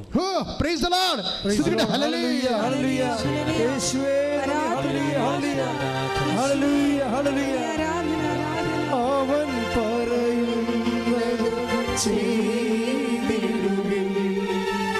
ജീവിതം ധന്യമായി തീരും. നിങ്ങൾ ഈ സാക്ഷ്യങ്ങളെ വീട്ടിൽ പോയി കേൾക്കണം കേട്ടോ. കെസ്സിയ കണ്ണമാലി, അതായത് ഇവൾ പറയുന്ന രീതികൾ എന്താണ്? അവസാനം ചോദിക്കുന്നതാണ്. എന്താണ്? എത്രയോ മനുഷ്യർ ഉടമ്പടി എടുക്കുന്നതാണ്. കെസ്സിയുടെ ഉടമ്പടി നീ ഓർക്കുന്നുണ്ടോ എന്ന് ചോദിക്കണമെങ്കിൽ, അത് ദിവ്യക്കാരുടെ നാഥനോട് ചോദിക്കണമെങ്കിൽ എന്തുമാത്രം സ്നേഹം ഉണ്ടാകണം, ഈശോയോട് എന്ത് ബന്ധമുണ്ടാകണം. അങ്ങനെ ആ ബന്ധത്തിൽ ചോദിക്കുമ്പോഴാണ്, പുറത്തോട്ടിറങ്ങുമ്പോഴാണ് മഴവില്ല് ഒരറ്റം തൊട്ട് മേഘത്തെ നിറഞ്ഞു നിൽക്കുന്നത്. മഴവില്ല് എന്താ പറയുന്നത്? എന്താണ്? ബൈബിളിൽ ഉടമ്പടി സ്ഥാപിക്കുന്നതിൻ്റെതാണ്, ഉടമ്പടി ഓർക്കുന്നതിൻ്റെതാണ്. ആ ഓർക്കുന്ന ചോദ്യത്തിന് ദൈവം ആ വാക്കിൽ തന്നെ ഉൽപ്പത്തി 9:16 അനുസരിച്ച് കൊണ്ട് ഈ മഴവില്ലും മേഘങ്ങളിൽ കാണുമ്പോൾ നീ മനസ്സിലാക്കണം, ഞാൻ എനിക്കും തമ്മിൽ സ്ഥാപിച്ച ഉടമ്പടി ഞാൻ ഓർക്കുമെന്ന്. ആ ഓർമ്മയെന്ന് പറഞ്ഞാൽ എന്താണ്? കൊഞ്ച് എഴുന്നേറ്റ് നടക്കുന്നതാണ്. ഇത് കഥ മാത്രമല്ലല്ലോ, കൊച്ചെഴുന്നേറ്റ് നടക്കുന്നുണ്ടല്ലോ. അത് നിൽക്കത്തില്ലെന്ന് പറഞ്ഞ കൊച്ച് എഴുന്നേറ്റ് നടക്കാൻ തുടങ്ങി അന്ന് മുതൽ. ശ്രദ്ധിക്കട്ടെ. ഹല്ലേലൂയ, ഹല്ലേലൂയ, ഹല്ലേലൂയ, ഹല്ലേലൂയ, ഹല്ലേലൂയ. ആരാധന, ആരാധന, ഹല്ലേലൂയ, ഹല്ലേലൂയ. മിഴികൾ നിറയുമ്പോൾ അമ്മ മഴവില്ലായി തെളിയും. ഉടമ്പടി എപ്പോഴും അങ്ങനെ വരണം. അതുകൊണ്ടാണ് അവരുടെ വിനീത അവസ്ഥ തൃക്കൺ പാർത്തെന്ന് പറയാൻ കാരണം ഇതാണ്. അതായത് വിനീത അവസ്ഥ തൃക്കൺ പാർത്തെന്ന് പറയാൻ കാരണം, ഇപ്പം മാതാവിനെക്കുറിച്ച് ഇപ്പോൾ 1:49 പറഞ്ഞില്ലേ, വിനീത അവസ്ഥ തൃക്കൺ പാർത്തു എന്ന് പറയാൻ കാരണം നമ്മളുടെ സ്റ്റാറ്റസ് ചില സമയത്ത് നമുക്ക് ഡേഞ്ചറസ് ആയിട്ട് വരാൻ സാധ്യതയുണ്ട്. കാരണം നമ്മൾ ഒരു പരിധി കഴിഞ്ഞാൽ പിന്നെ റിലേഷൻസ്, ഇപ്പോൾ ദൈവത്തെക്കുറിച്ച് പഠിച്ചിട്ടുള്ള ആൾക്കാരില്ലേ, അവർക്ക് കെസ്സിയെ പോലെ പ്രാർത്ഥിക്കാൻ പറ്റത്തില്ല. കാരണം അവർ ബുദ്ധി കൊണ്ട് പ്രാർത്ഥിക്കുന്ന ആൾക്കാരാണ്. ബുദ്ധി കൊണ്ട് പ്രാർത്ഥിച്ചാൽ ഉണ്ടാകുന്ന പ്രോബ്ലം വെച്ച് കഴിഞ്ഞാൽ, പ്രാർത്ഥന വിശ്വാസത്തെക്കാൾ ഉപരി പ്രാർത്ഥനയുടെ ഇന്ധനം ദൈവസ്നേഹമാണ്. ദൈവസ്നേഹമെന്ന് പറയുമ്പോൾ അതിൽ എന്തും പറയാനും എന്തും ചോദിക്കാനും എന്തും ചെയ്യാനുമുള്ള സ്വാതന്ത്ര്യം അതിൻ്റെ ചേരുവകയുടെ ഭാഗമാണ്. അതുകൊണ്ടാണ് പത്രോസ് എന്തും ചെയ്ത് കളയണത്. അങ്ങാണെങ്കിൽ പിന്നെ എന്താ, ഞാനും അങ്ങോട്ട് വരട്ടെ എന്ന് പറയും. അത്രയും സ്വാതന്ത്ര്യം യോഹന്നാനും ഇല്ല. അത്രയും സ്വാതന്ത്ര്യം ആ വള്ളത്തിലുള്ള ആർക്കും ഇല്ല. ദൈവത്തിൻ്റെ അടുത്ത് ഇത്രയും വലിയ സ്വാതന്ത്ര്യം കാണിക്കേണ്ടത് അത്രയും വലിയ സ്നേഹത്തിൻ്റെ തോതിലാണ്.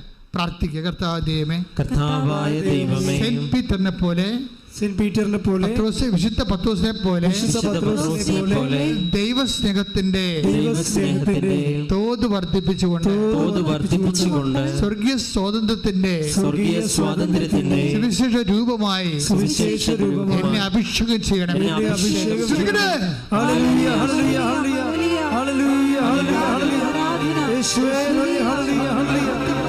ദിവ്യകാരുണ്യത്തിന്. അതായത് എപ്പോഴും ഈ കമ്മ്യൂണിക്കേഷൻ ലെവലിലേക്ക് നമ്മൾ കീപ്പ് ചെയ്യാൻ വേണ്ടി പ്രത്യേകം ശ്രദ്ധിക്കണം. ദൈവമായിട്ടുള്ള സ്നേഹത്തിൻ്റെ ലെവല് കീപ്പ് ചെയ്യാൻ വേണ്ടി. അതിപ്പോൾ അതിനുള്ള ഏറ്റവും വലിയ മാർഗം എന്ന് പറയുന്നത് സാക്ഷ്യം കേൾക്കുന്നത് തന്നെയാണ്. ഇപ്പോൾ ഒരു ദിവസം നമ്മൾ 25 സാക്ഷ്യം അപ്പ് ചെയ്യുന്നുണ്ട്. ഇൻഡിവിജ്വലായിട്ട് 10 സാക്ഷ്യം, കളക്റ്റീവായിട്ട് 15 സാക്ഷ്യം, അങ്ങനെയാണ് 25 സാക്ഷ്യം ഒരു ദിവസം അപ്പ് ചെയ്യാണ്. ഓരോ സാക്ഷ്യവും ഓരോ ബൈബിളാണ്. ബൈബിൾ എന്ന് വെച്ച് കഴിഞ്ഞാൽ വെന്ത ബൈബിൾ എന്ന് പറയുന്നത്. ബൈബിൾ അരിയാണെങ്കിൽ ബൈബിൾ ജീവിച്ച് അനുഭവത്തിലേക്ക് സാക്ഷ്യമായി മാറുമ്പോൾ ചോറായിട്ട് മാറും. എന്നുവെച്ചാൽ മറ്റുള്ളവർക്കും കൂടി അത് ആഹാരം കഴിക്കാൻ പറ്റുന്നില്ല. സാക്ഷ്യത്തിൻ്റെ ഗുണവതാണ്. സാക്ഷ്യം ചോറാണ്. ബൈബിൾ അരിയാണ്, സാക്ഷ്യം ചോറാണ്. എന്ന് വെച്ച് കഴിഞ്ഞാൽ എന്താ കാര്യം? ബൈബിൾ ആട്രിബ്യൂട്ട് ചെയ്തിരിക്കുന്നതാണ്, അപ്ലൈഡ് ചെയ്തിരിക്കുന്നതാണ്. ആ ബൈബിൾ അപ്ലൈ ചെയ്ത് കഴിയുമ്പോൾ അവൻ്റെ ആ വ്യക്തി അപ്ലൈ ചെയ്യുന്ന വ്യക്തിയുടെ വിശ്വാസം, ആ അപ്ലൈ ചെയ്യുന്ന വ്യക്തിയുടെ സ്നേഹം, അപ്ലൈ ചെയ്യുന്ന വ്യക്തി പ്രത്യാശ, അതിനകത്ത് അവരുടെ ലെവലിലെ പ്രത്യാശ അതിനകത്ത് ഇൻവെസ്റ്റ് ചെയ്യും. ഈ ഇതിലാണ് ഈ പാചകം ചെയ്ത് കഴിയുമ്പോഴാണ് അവർക്കൊരു സാക്ഷ്യാനുഭവം, ദൈവത്തെ അവർക്ക് അനുഭവിക്കാൻ പറ്റുന്നത്. ദൈവത്തെ അനുഭവിക്കാനെങ്കിൽ എപ്പോഴും നമുക്ക് ഒരു ഇഷ്യൂ ബേസ്ഡ് ആയിട്ടുള്ള, ഉടമ്പടി അഡ്രസ്സ് ചെയ്യണത് ഇഷ്യൂ ബേസ്ഡ് ആയിട്ടുള്ള ഒരു ജീവിതത്തിൽ ദൈവത്തെ അനുഭവിക്കുന്ന രീതികളാണ്. ഉടമ്പടി നമ്മൾ അഡ്രസ്സ് ചെയ്യണത് ഇഷ്യൂ ബേസ്ഡ് ആയിട്ടുള്ള ജീവിതത്തിൽ ദൈവത്തെ അനുഭവിക്കുന്ന രീതികളാണ്. അത് ഭയങ്കര തീക്ഷ്ണമായിരിക്കും.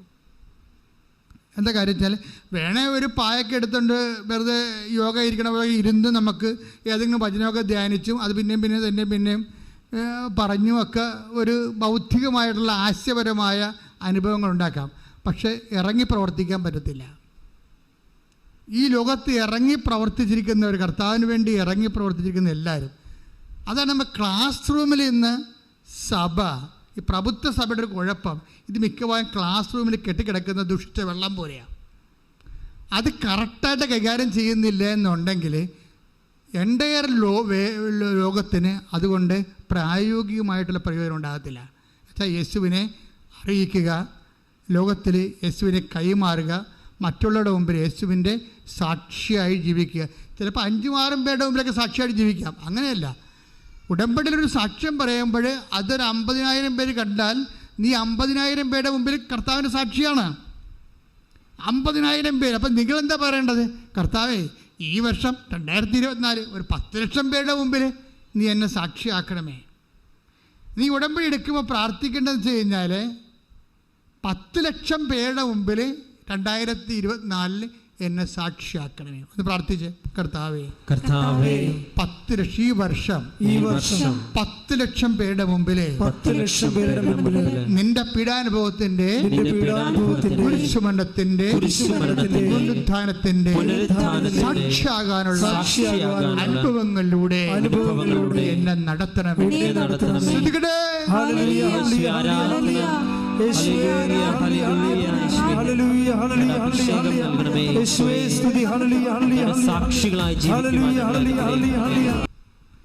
അത് കഴിഞ്ഞപ്പോൾ മാതാവ് എന്താ പറഞ്ഞത്? ഞാൻ അതിനൊക്കെ കൊടുത്ത് ലോൺ എടുത്തിട്ട് കടങ്ങൾ പരിഹരിക്കാൻ പറഞ്ഞു.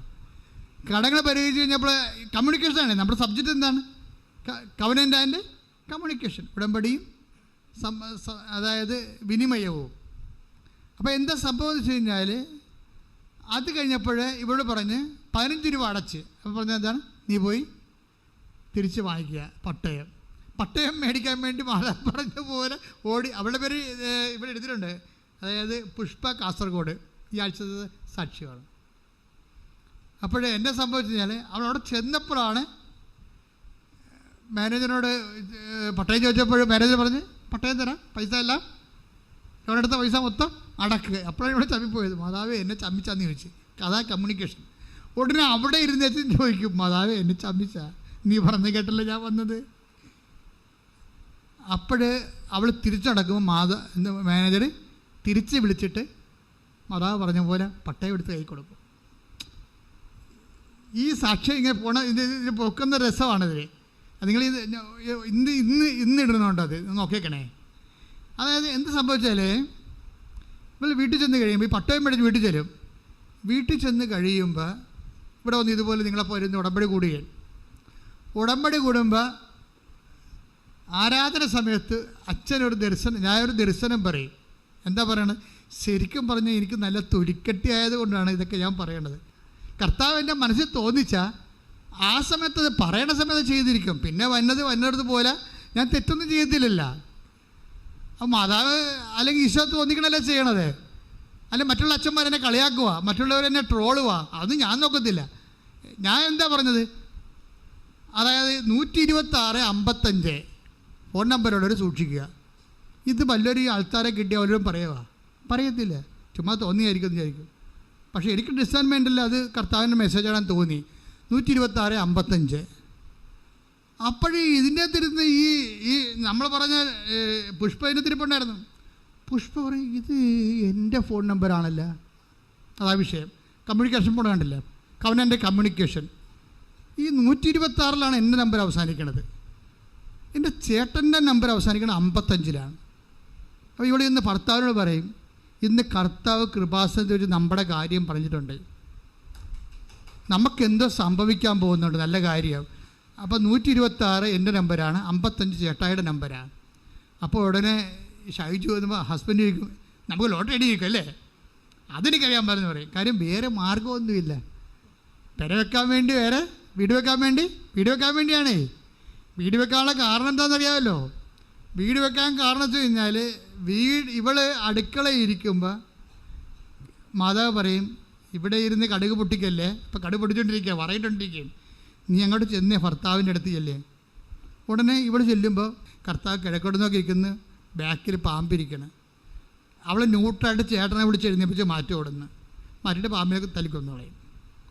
പിന്നെ വേറെ ഒരു ദിവസം നോക്കുമ്പോൾ പാമ്പ് വീടിൻ്റെ മുകളിൽ കുത്തിയിരിക്കണം, വലിയ പാമ്പ്. അപ്പോൾ ഇവർക്ക് കരച്ചിലാവും, കർത്താവ് ഈ പുറമ്പോക്കിൽ നിന്ന് എവിടെയെങ്കിലും പോയി ജീവിക്കേണ്ടി വരും. അടച്ചുറപ്പുള്ള വീടില്ലാത്തത് കൊണ്ടല്ലേ ഈശോ ഇങ്ങനെ വന്നു പോണത്. അപ്പോൾ വീടില്ലെന്ന് പറഞ്ഞ് ഇവിടെ ഉടമ്പടി വെച്ചിട്ടുണ്ട്. പാമ്പ് പല പ്രാവശ്യമായിട്ട് വന്നുകൊണ്ടിരിക്കുകയാണ്. അപ്പോൾ ഈ പാമ്പ് വരുമ്പോഴൊക്കെ ഇവൾ ഈശോയോടാണ് പറയണത്, വേറെ ആരോടും പറയത്തില്ല, വേറെ ആരും പറയാനില്ല. അതാണ് പ്രശ്നം. അപ്പോൾ ഇവിടെ വന്നിട്ട് ഇവിടെ ഈ പാമ്പൊക്കെ കയറി ഇനി എന്ത് ചെയ്യാനാണ്, എവിടെയെങ്കിലും പോയി താമസിക്കണ്ടേ, ഇവിടെ എങ്ങനെ ജീവിച്ച കുഞ്ഞുങ്ങൾ. അപ്പോൾ ഇവളുടെ സങ്കടക്കാരെന്ന് വെച്ചാൽ ഇതിൻ്റെ പ്രശ്നം വെച്ച് കഴിഞ്ഞാൽ, അതായത് ഈ പുഷ്പയുടെ പ്രോബ്ലം വെച്ചാൽ 2-3 കുഞ്ഞുങ്ങളാൻ പറ്റുമുണ്ട്. ഈ കുഞ്ഞുങ്ങൾക്കടുത്ത് ഉടത്തിക്കിട്ട് പാവം ഒരു രാത്രി മൊത്തം ആ കുഞ്ഞുങ്ങളുടെ ട്യൂബ് ലൈറ്റ് വിട്ടിരിക്കുക അവിടെ. എന്താ കാര്യം, പാമ്പ് വരുന്ന സ്ഥലമാണ് അവിടെയൊക്കെ.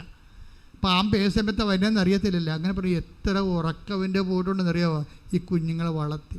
പക്ഷേ എവിടെ പോകാനാണ്, ആര് കാശ് തരാനാണ്, എങ്ങനെ ജീവിക്കും? അങ്ങനെയാണ് വന്ന് ഉടമ്പടി എടുത്തിട്ട് വീടിൻ്റെ കാര്യമൊക്കെ എഴുതിയിട്ടിട്ടുണ്ട്. അപ്പോഴാണ് പാമ്പിൻ്റെ വിഷയം വീണ്ടും രൂക്ഷമാണ്. അപ്പോൾ അതിനിടയ്ക്ക് എങ്ങനെ ജീവിക്കും, എവിടെ പോവും, എങ്ങനെ വീട് വെക്കുമ്പോഴാണ് ഇന്ന് ചിന്തിക്കുമ്പോൾ മാതാവ് പറഞ്ഞത്, പട്ടയം റെഡി ആയിട്ടുണ്ട്, പോയി മേടിച്ചുകൊണ്ട് പോരാൻ പറയും. പട്ടയം മേടിച്ചുകൊണ്ട് വീട്ടിൽ കൊണ്ടുവന്ന് വെക്കും. പക്ഷേ വീട് വെക്കാൻ പട്ടയം കൊണ്ട് പറ്റത്തില്ലല്ലോ. അപ്പോൾ പട്ടയം പിടിച്ചിരിക്കുന്ന സമയത്ത് പെട്ടെന്ന് ഇവിടെ 126:55 ഈ നമ്പർ ഉള്ളവർ സൂക്ഷിക്കാൻ പറയും. കർത്താവ് നിങ്ങളോട് സംസാരിക്കാറുണ്ടെന്ന് പറയും. അത് നോക്കുമ്പോൾ അവളുടെ നമ്പറാണ് 126, ചേട്ടൻ്റെ നമ്പർ 55 അവസാനിക്കുന്നത്. വീട്ടിൽ ഹസ്ബൻഡിനോട് ഇത് പറഞ്ഞുകൊണ്ടിരിക്കുകയാണ്, ഇത് നമ്മളെക്കുറിച്ച് കൃപാസനത്തിൽ അമ്മ സംസാരിച്ചായിരുന്നു എന്ന് പറയും. അപ്പോൾ എന്താണ് നമുക്ക് ലോട്ടറി അടിക്കുവഴി, അതറിയാൻ പാടില്ല, ഈ നമ്പറില്ല നമ്പറാണ്. ഇങ്ങനെ ഇവർ ഭർത്താവും ഭാര്യയും കൂടി എങ്ങനെ ജീവിക്കും, ഇതെന്താണ് എൻ്റെ അർത്ഥം എന്നൊക്കെ ചിന്തിച്ചിരിക്കുന്ന സമയത്ത് പെട്ടെന്ന് ഈ ഫോൺ നമ്പർ 126 റിങ് ചെയ്യും. റിങ് ചെയ്തപ്പോൾ ഉടനെ അവിടുന്ന് പരിചയമുള്ള ആൾ വിളിക്കും. ഒരു 2 കിലോമീറ്റർ അകലെയുള്ളവർ, നിങ്ങൾ ഭാര്യയും ഭർത്താവ് ഉടനെ എൻ്റെ അടുത്ത് വരാൻ പറയും. അപ്പോൾ അവർ വിളിക്കുക, അവർ പള്ളിയിൽ എന്തോ കാര്യമൊക്കെ ചെയ്യുന്നത് നടക്കുന്ന പാർട്ടിയാണ്. അപ്പോൾ അതുകൊണ്ട് അച്ഛൻ്റെ സെൻറ്റ് ഓഫിന് എന്തോ ചെയ്യാനാണ് വിചാരിച്ചാൽ ഇവർ ഓട്ടോറിക്ഷയിൽ ഭർത്താവും ഭാര്യയും കൂടി അവിടെ ചെല്ലുമ്പോൾ ഉടനെ ആ വീട്ടുകാരൻ ഒരു 5 ലക്ഷം രൂപ എടുത്ത് കൊടുക്കും. കൊടുത്ത് ഞാൻ പറഞ്ഞു, നിങ്ങൾ നിങ്ങളുടെ വീടിൻ്റെ പണി തുടങ്ങുകയാണ്. എൻ്റെ മകൾ ഇപ്പോൾ 10ാം ക്ലാസ്സിലാണ്, അവളെ കല്യാണം കഴിക്കുന്ന സമയത്ത് ഈ കാശ് തിരിച്ചു തന്നാൽ മതി, അത്രയും നിങ്ങൾക്ക് മറിക്കാൻ പറ്റും, വീടിൻ്റെ പണി തുടങ്ങാൻ പറ്റും. അങ്ങനെ ഒരു സ്റ്റോറി പണം പോക്ക് കണ്ടില്ലേ. ഒരു മനുഷ്യൻ്റെ ജീവിതത്തിൽ ദൈവം വിളിച്ച് പറഞ്ഞ് ഇടപെടുന്ന രീതിയിലേക്ക് പോകുന്ന ഉടമ്പടി. ഇത്രയും ഉടമ്പടിയിലുള്ള അതായത് ഈ ഉടമ്പടി നിൽക്കുന്നവർ ഇത്രയും വലിയ വിശ്വാസത്തിൻ്റെ കൊയ്യുമ്പോഴാണ് മറ്റുള്ളവരും ശ്രദ്ധിക്കണം. ഇതിനകത്ത് നമ്മളെ ഉടമ്പടി എടുത്തിട്ട് ആരെങ്കിലും കൊണ്ട് ഉടമ്പടി എടുപ്പിച്ചു, അല്ലെങ്കിൽ ഉടമ്പടിയുടെ കാര്യങ്ങൾ പതിമുക്കാനും ചെയ്യത്തില്ല. പിന്നെ റിസൾട്ട് നോക്കിയിരിക്കുന്ന ആൾക്കാർ ശ്രദ്ധിക്കേണ്ടത്, ദൈവത്തെ നിങ്ങൾ പരീക്ഷിക്കുന്നതിന് മുമ്പ് ദൈവമായിട്ട് വലിയ സ്നേഹത്തിൻ്റെ സ്വാതന്ത്ര്യത്തിലേക്കാകാൻ നോക്കണം. കാര്യം ഉള്ളതുപോലെ പറയണതാണ് ഇവരെല്ലാവരും. ഇപ്പോൾ നോക്കുമ്പോൾ കെസി ആയാലും ശരി, അതുപോലെ തന്നെ ഈ പുഷ്പയാലും ശരി, അവളുടെ അവസ്ഥകൾ അവൾ തുറന്നു പറയാനുള്ള സ്വാതന്ത്ര്യവും സ്നേഹവും അവർ ഉടമ്പടിയിലൂടെ ആർജിച്ചിരിക്കുകയാണ്. ഉടമ്പടി എന്ന് പറഞ്ഞാൽ അതാണ് സംഭവം. അതായത് ഇതൊരു റിലേഷനാണല്ല, ബയലാറ്ററായിട്ടുള്ള ഒരു ഉഭയകക്ഷിയല്ല, രണ്ട് കക്ഷികൾ തമ്മിലുള്ള ഒരു റിലേഷനല്ലേ. അപ്പോൾ ദൈവം അത് ആ റിലേഷനെ ബൂസ്റ്റ് ചെയ്തുകൊണ്ട് ആ ഉടമ്പടിയെ മാനിച്ചുകൊണ്ടേയിരിക്കും. അപ്പോൾ അവരിപ്പോൾ പുതിയ വീട് വെച്ച് താമസിക്കുകയാണ്. സ്തുതിക്കട്ടെ, ഹല്ലേലൂയ. ഹല്ലേലൂയ ഹല്ലേലൂയ ഹല്ലേലൂയ യേശുവേ നന്ദി. ഹല്ലേലൂയ ഹല്ലേലൂയ ഹല്ലേലൂയ ഹല്ലേലൂയ ഹല്ലേലൂയ. ഇനി വീട് വെക്കാമെന്ന വേറെ രസമുണ്ട്.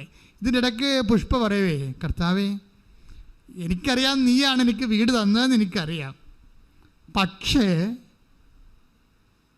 എനിക്ക് അത് കേൾക്കാൻ ഭയങ്കര സന്തോഷമാണ്. നീയാണെന്നുള്ളത് എനിക്കൊരു അടയാളം തരാൻ പറയും. ആൾക്കാർ കമ്മ്യൂണിക്കേറ്റ് ചെയ്യുന്ന രീതിയല്ല. നമ്മുടെ വിഷയം എന്താണ്? കവനൻ്റ് അതിൻ്റെ കമ്മ്യൂണിക്കേഷൻ. അപ്പോൾ എന്നിട്ട് കർത്താവിനോട് പറയും, നീയാണ് ഇപ്പോഴേ ഈ 5 ലക്ഷം രൂപ അങ്ങനെ കൊണ്ട് തടിയിച്ചതെന്ന് എനിക്കറിയാം, അതിനെനിക്കൊരു അടയാളം തരാൻ പറയും, നീയാണ് ഉള്ളതെന്ന്. ഉടനെ ഒരു വീട് പണിയാനുള്ള ആൾക്കാരെ വിളിച്ചുകൊണ്ട് വരുമ്പോൾ വീട് പണിയാൻ തുടങ്ങുമ്പോൾ അവരിങ്ങനെ മരപ്പണി തുടങ്ങാൻ നേരത്തെ സാധനം ചീട് തെറപ്പിക്കുന്ന പരിപാടി ഉണ്ടല്ലോ. അപ്പോൾ അതങ്ങനെ ആ വർക്ക് ചെയ്യാൻ വേണ്ട സമയത്ത് വരുമ്പോൾ ഈ പണിക്കൻ പറയും, ഒരു നിമിഷം ഞാനൊരു വിശ്വാസ പ്രമാണം ചെയ്യാൻ ആണ് ആഗ്രഹിക്കുന്നത്, ഞാൻ വിശ്വാസ പ്രമാണം ചെല്ലട്ടെന്ന് ചോദിക്കും. അപ്പോൾ അതൊക്കെ പഠിക്കാൻ ക്രിസ്ത്യാനി അല്ല. അതാണ് വിഷയം. വിളിച്ച ആളാണ് ഈ വിശ്വാസ പ്രമാണം ചെല്ലട്ടെന്ന് ചോദിക്കുന്ന ആളാരാണ്? Is not a Christian. അതൊരു അടയാളമാണ്. എന്ന് വെച്ച് കഴിഞ്ഞാൽ ഞാൻ തന്നെയാണ് നിന്നെക്കൊണ്ട് ഈ വീട് ചെയ്യിക്കണമെന്ന് അടയാളം ചോദിച്ചപ്പോൾ അടയാളം കൊടുക്കുന്നതാണ്. അപ്പോൾ ദൈവത്തിൻ്റെയൊക്കെ ഒരു രീതി അതായത് ഇപ്പോൾ ഈ ദൈവത്തെക്കുറിച്ചൊക്കെ ചില ആൾക്കാർ സംസാരിക്കണില്ലേ, ദൈവം ഇല്ല എന്നൊക്കെ പറഞ്ഞു. അവർ ശരിക്കും പറഞ്ഞാൽ അത് ബൈബിൾ വരെ പറയുന്ന വിഡ്ഢിയാന്മാരെന്നാ. എന്താ കാര്യം? അവർക്ക് പ്രാർത്ഥിച്ച അനുഭവമില്ലല്ലോ. അതായത് പ്രാർത്ഥിച്ചും ദൈവത്തോട് ഇടപെട്ടു അനുഭവമുള്ളവർക്ക് ആയിരക്കണക്കിന് അനുഭവങ്ങളാണ് ഉള്ളത്. അവർ ദൈവത്തിന് വേണ്ടി ജീവിക്കാനും മരിക്കാനും തയ്യാറാണ്. അപ്പം അത് എന്താ ഞാൻ പറഞ്ഞതിൻ്റെ അർത്ഥം എന്ന് വെച്ച് കഴിഞ്ഞാൽ അതായത് ഈ ഒരു ജീവിതം ഉടമ്പടി വഴി ദൈവത്തിൻ്റെ കൂടെയുള്ള ഉഭയകക്ഷിയായിട്ടുള്ള ഒരു ജീവിതം, അത് ഒരു വിഷയത്തിൽ നിങ്ങൾ ഉറപ്പിച്ച് നിർത്തരുത്, വ്യക്തിയിലാണ് ഉറപ്പിച്ച് നിർത്തേണ്ടത്. പിടികിട്ടിയ നിങ്ങളത്തെ വിഷയം, ഒരു ജോലി, അല്ലെങ്കിൽ നിങ്ങളുടെ വിദേശ യാത്ര, അല്ലെങ്കിൽ നിങ്ങളുടെ വിവാഹം, അപ്പം അത് കഴിയുമ്പോൾ നിങ്ങൾ ഉഴപ്പും. പക്ഷെ അതല്ല ഉടമ്പടി. ഉടമ്പടി എന്ന് പറയുന്നത് വ്യക്തിയെയാണ് നിങ്ങൾ ഉറപ്പിച്ച് നിർത്തേണ്ടത്. കാര്യം ഞാനൊരു വ്യക്തി, ദൈവം ഒരു വ്യക്തി. അതൊരു ടെമ്പററി ആയിട്ടുള്ള അറേഞ്ച്മെൻ്റ് അല്ല, നിത്യത വരെ എത്തുന്ന ഒരു ബന്ധമാണ്. പ്രാർത്ഥിക്കുക, കർത്താവായ ദൈവമേ എൻ്റെ ജീവിതത്തിലെ നിത്യത വരെ എത്തുന്ന വലിയ സ്നേഹബന്ധമായ ഉടമ്പടി ജീവിക്കാൻ അവസരം തന്നതിന് നന്ദി പറയുന്ന, ഉടമ്പടിയിൽ വളരുവാൻ എന്നെ സഹായിക്കണമേ. എപ്പോൾ ഈ ധ്യാനം കൂടിയാലും ധ്യാനത്തിലേക്ക് വരുമ്പോൾ തന്നെ ചെയ്യേണ്ട കാര്യം അത് ഷെയർ ചെയ്യണം. നിങ്ങൾ സാക്ഷ്യം കേൾക്കാൻ തുടങ്ങുമ്പോൾ തന്നെ ആദ്യം ഷെയർ ചെയ്തിട്ട് വേണം സാക്ഷ്യം കേൾക്കാൻ. എന്നിട്ട് പ്രാർത്ഥിക്കണം, കർത്താവേ ഞാനീ ഷെയർ ചെയ്യുന്ന സാക്ഷ്യം അനേകം മക്കൾ കേട്ട് അവർ നിൻ്റെ കൃപയിൽ ജീവിക്കാൻ, വിശുദ്ധി ജീവിക്കാൻ, വിശ്വാസത്തിൽ ജീവിക്കുവാൻ അവരെ സഹായിക്കണമേ. എന്നെ സുവിശേഷത്തിൻ്റെ ഉപകരണമാക്കണമേ, യേശു കൈമാറ്റത്തിൻ്റെ ഉപകരണമാക്കണമേ എന്ന് പ്രാർത്ഥിക്കുക. ശ്രുതികട ഹല്ലേലൂയ ഹല്ലേലൂയ ഹല്ലേലൂയ ഹല്ലേലൂയ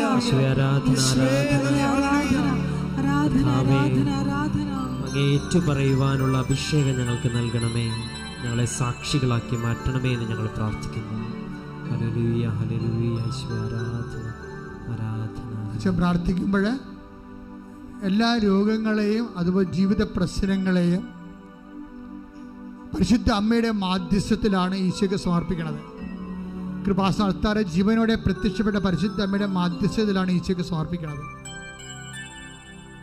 അതുകൊണ്ട് തന്നെ ഈ വിഷയത്തിന് ദൈവിക തീരുമാനം ഉണ്ടാകേണ്ടത് ദൈവത്തിൻ്റെ കൂടി ഒരു ആവശ്യമാണ്. അമ്മ അത് നിങ്ങൾക്ക് വേണ്ടി മാധ്യസ്ഥം വഹിക്കുന്ന സമയമാണ്. അതുകൊണ്ട് തന്നെ പ്രത്യാശയോടെ അല്ല, ഉപരി ദൈവസ്നേഹത്തോടെ നമുക്ക് പ്രാർത്ഥനയിലേക്ക് വരാം. എല്ലാവരും ശ്രുതികട്ടെ. ഹല്ലേലൂയ ഹല്ലേലൂയ ഹല്ലേലൂയ ഹല്ലേലൂയ ഹല്ലേലൂയ ഹല്ലേലൂയ. എല്ലാവരും ഈശോയെ നിനക്കൊന്നും അസാധ്യമല്ലാത്തവൻ. ഈശോ എല്ലാം സാധ്യമായി. ഈശോ നിനക്ക് സ്വസ്ഥവും നിനക്ക് സ്തുതിയും നിനക്ക് ബഹുമാനവും നിനക്ക് ആരാധന അർപ്പിക്കും.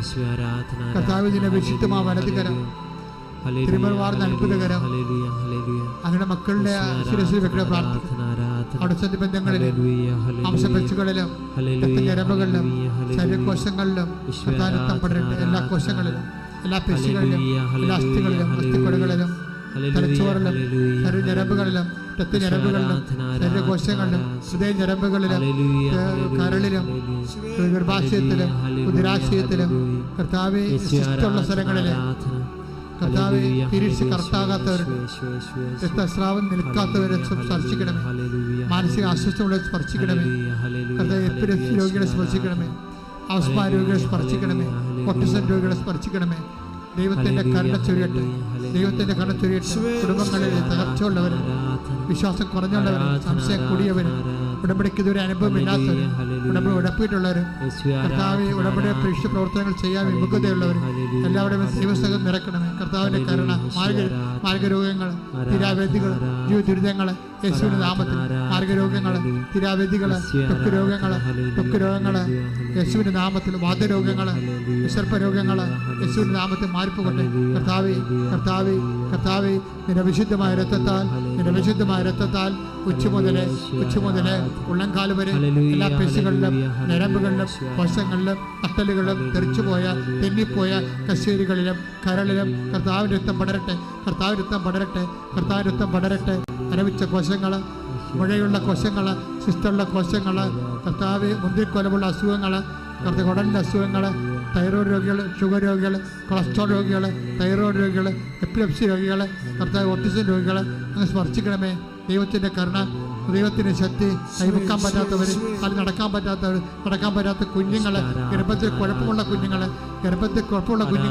പ്രസവത്തിന് ശേഷം കുഴപ്പമുള്ള കുഞ്ഞുങ്ങൾ, നടക്കാത്ത കുഞ്ഞുങ്ങൾ, സംസാരിക്കാത്ത കുഞ്ഞുങ്ങൾ, കേൾക്കാത്ത കുഞ്ഞുങ്ങൾ, കാണാത്ത കുഞ്ഞുങ്ങൾ, ചെവി കേൾക്കാൻ പറ്റാത്തവർ യേശുവിനെ സ്പർശിക്കട്ടെ. അവിടെ ചെവികളിൽ കർത്താവ് സ്പർശിക്കട്ടെ. അവിടെ തൊണ്ടയിൽ കർത്താവ് സ്പർശിക്കട്ടെ. അടിപ്പിണർ പോലെ വൈദ്യുത ആഘാതം പോലെ യേശു ക്രിസ്തുവിൻ്റെ നാമത്തിൽ സൗഖ്യങ്ങൾ നമ്മൾ സംഭവിക്കട്ടെ.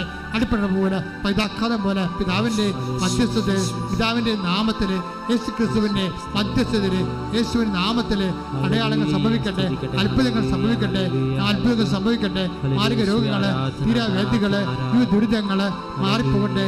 പല്ലിലെ വേദന, തൊണ്ടയുടെ അസുഖങ്ങള്, ശ്വാസകോശ രോഗങ്ങള്, ഗർഭാശയ രോഗങ്ങള്, മക്കളില്ലാത്തവര് കർത്താവ് സ്പർശിക്കട്ടെ.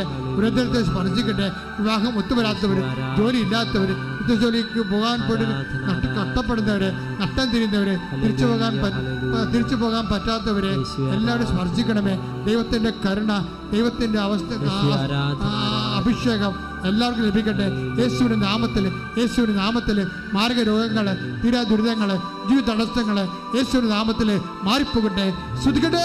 ഹല്ലേലൂയ, ഹല്ലേലൂയ. യേശുവേ നന്ദി. ഹല്ലേലൂയ, ഹല്ലേലൂയ, ഹല്ലേലൂയ, ഹല്ലേലൂയ, ഹല്ലേലൂയ. യേശുവേ സ്തുതി. ഹല്ലേലൂയ, ഹല്ലേലൂയ, ഹല്ലേലൂയ, ഹല്ലേലൂയ, ഹല്ലേലൂയ.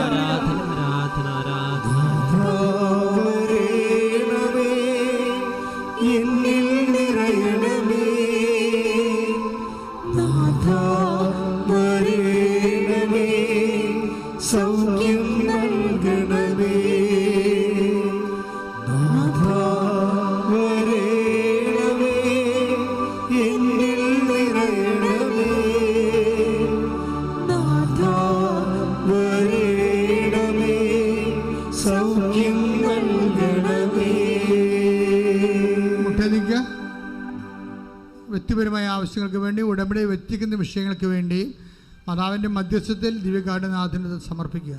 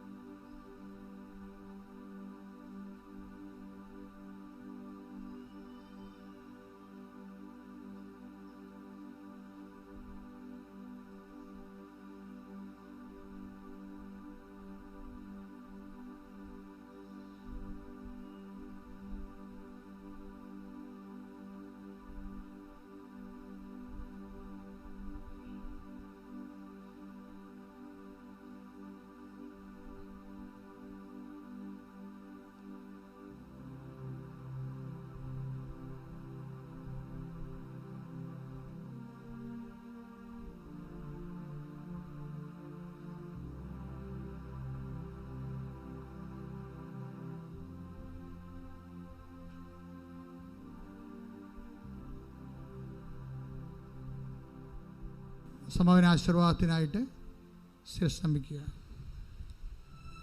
കർത്താവേ, ഉടമ്പടി പ്രാർത്ഥനയിലെ പ്രവർത്തനങ്ങളിലൂടെ സ്നേഹം വർദ്ധിപ്പിച്ച്, സ്വാതന്ത്ര്യം വർദ്ധിപ്പിച്ച്, ദൈവമക്കളുടെ സ്വാതന്ത്ര്യം അനുഭവിച്ച്, അങ്ങയോട് മോശയോടെന്ന പോലെ മുഖാമുഖം സംസാരിച്ചതുപോലെ അങ്ങയോട് സംസാരിക്കുവാൻ, അങ്ങ് പറയുന്ന കാര്യങ്ങൾ വിശുദ്ധ ഗ്രന്ഥത്തിലൂടെ മനസ്സിലാക്കുകയും ഞങ്ങളുടെ മനസ്സിലൂടെ അങ്ങ് പറയുന്ന സംസാരവും സംഭാഷണവും ഗ്രഹിക്കുവാൻ തക്കവിധം ദൈവസ്നേഹമുള്ളവരായി ഞങ്ങൾ ഓരോരുത്തരെയും മാറ്റണമേ എന്നും അഭിഷേകം ചെയ്യണമേ എന്നും പ്രാർത്ഥിച്ചുകൊണ്ട്, ദൈവമേ, അങ്ങയുടെ ആശീർവാദത്തിന് മുൻപിൽ ഞങ്ങൾ ശിരസ്സ് നമിക്കുന്നു. ഞങ്ങളെ ആശീർവദിച്ച് അഭിഷേകം ചെയ്യണമേ, അങ്ങയുടെ ദൈവസ്നേഹത്താൽ നിറയുന്നവരാക്കി മാറ്റണമേ എന്ന് ഞങ്ങൾ പ്രാർത്ഥിക്കുന്നു.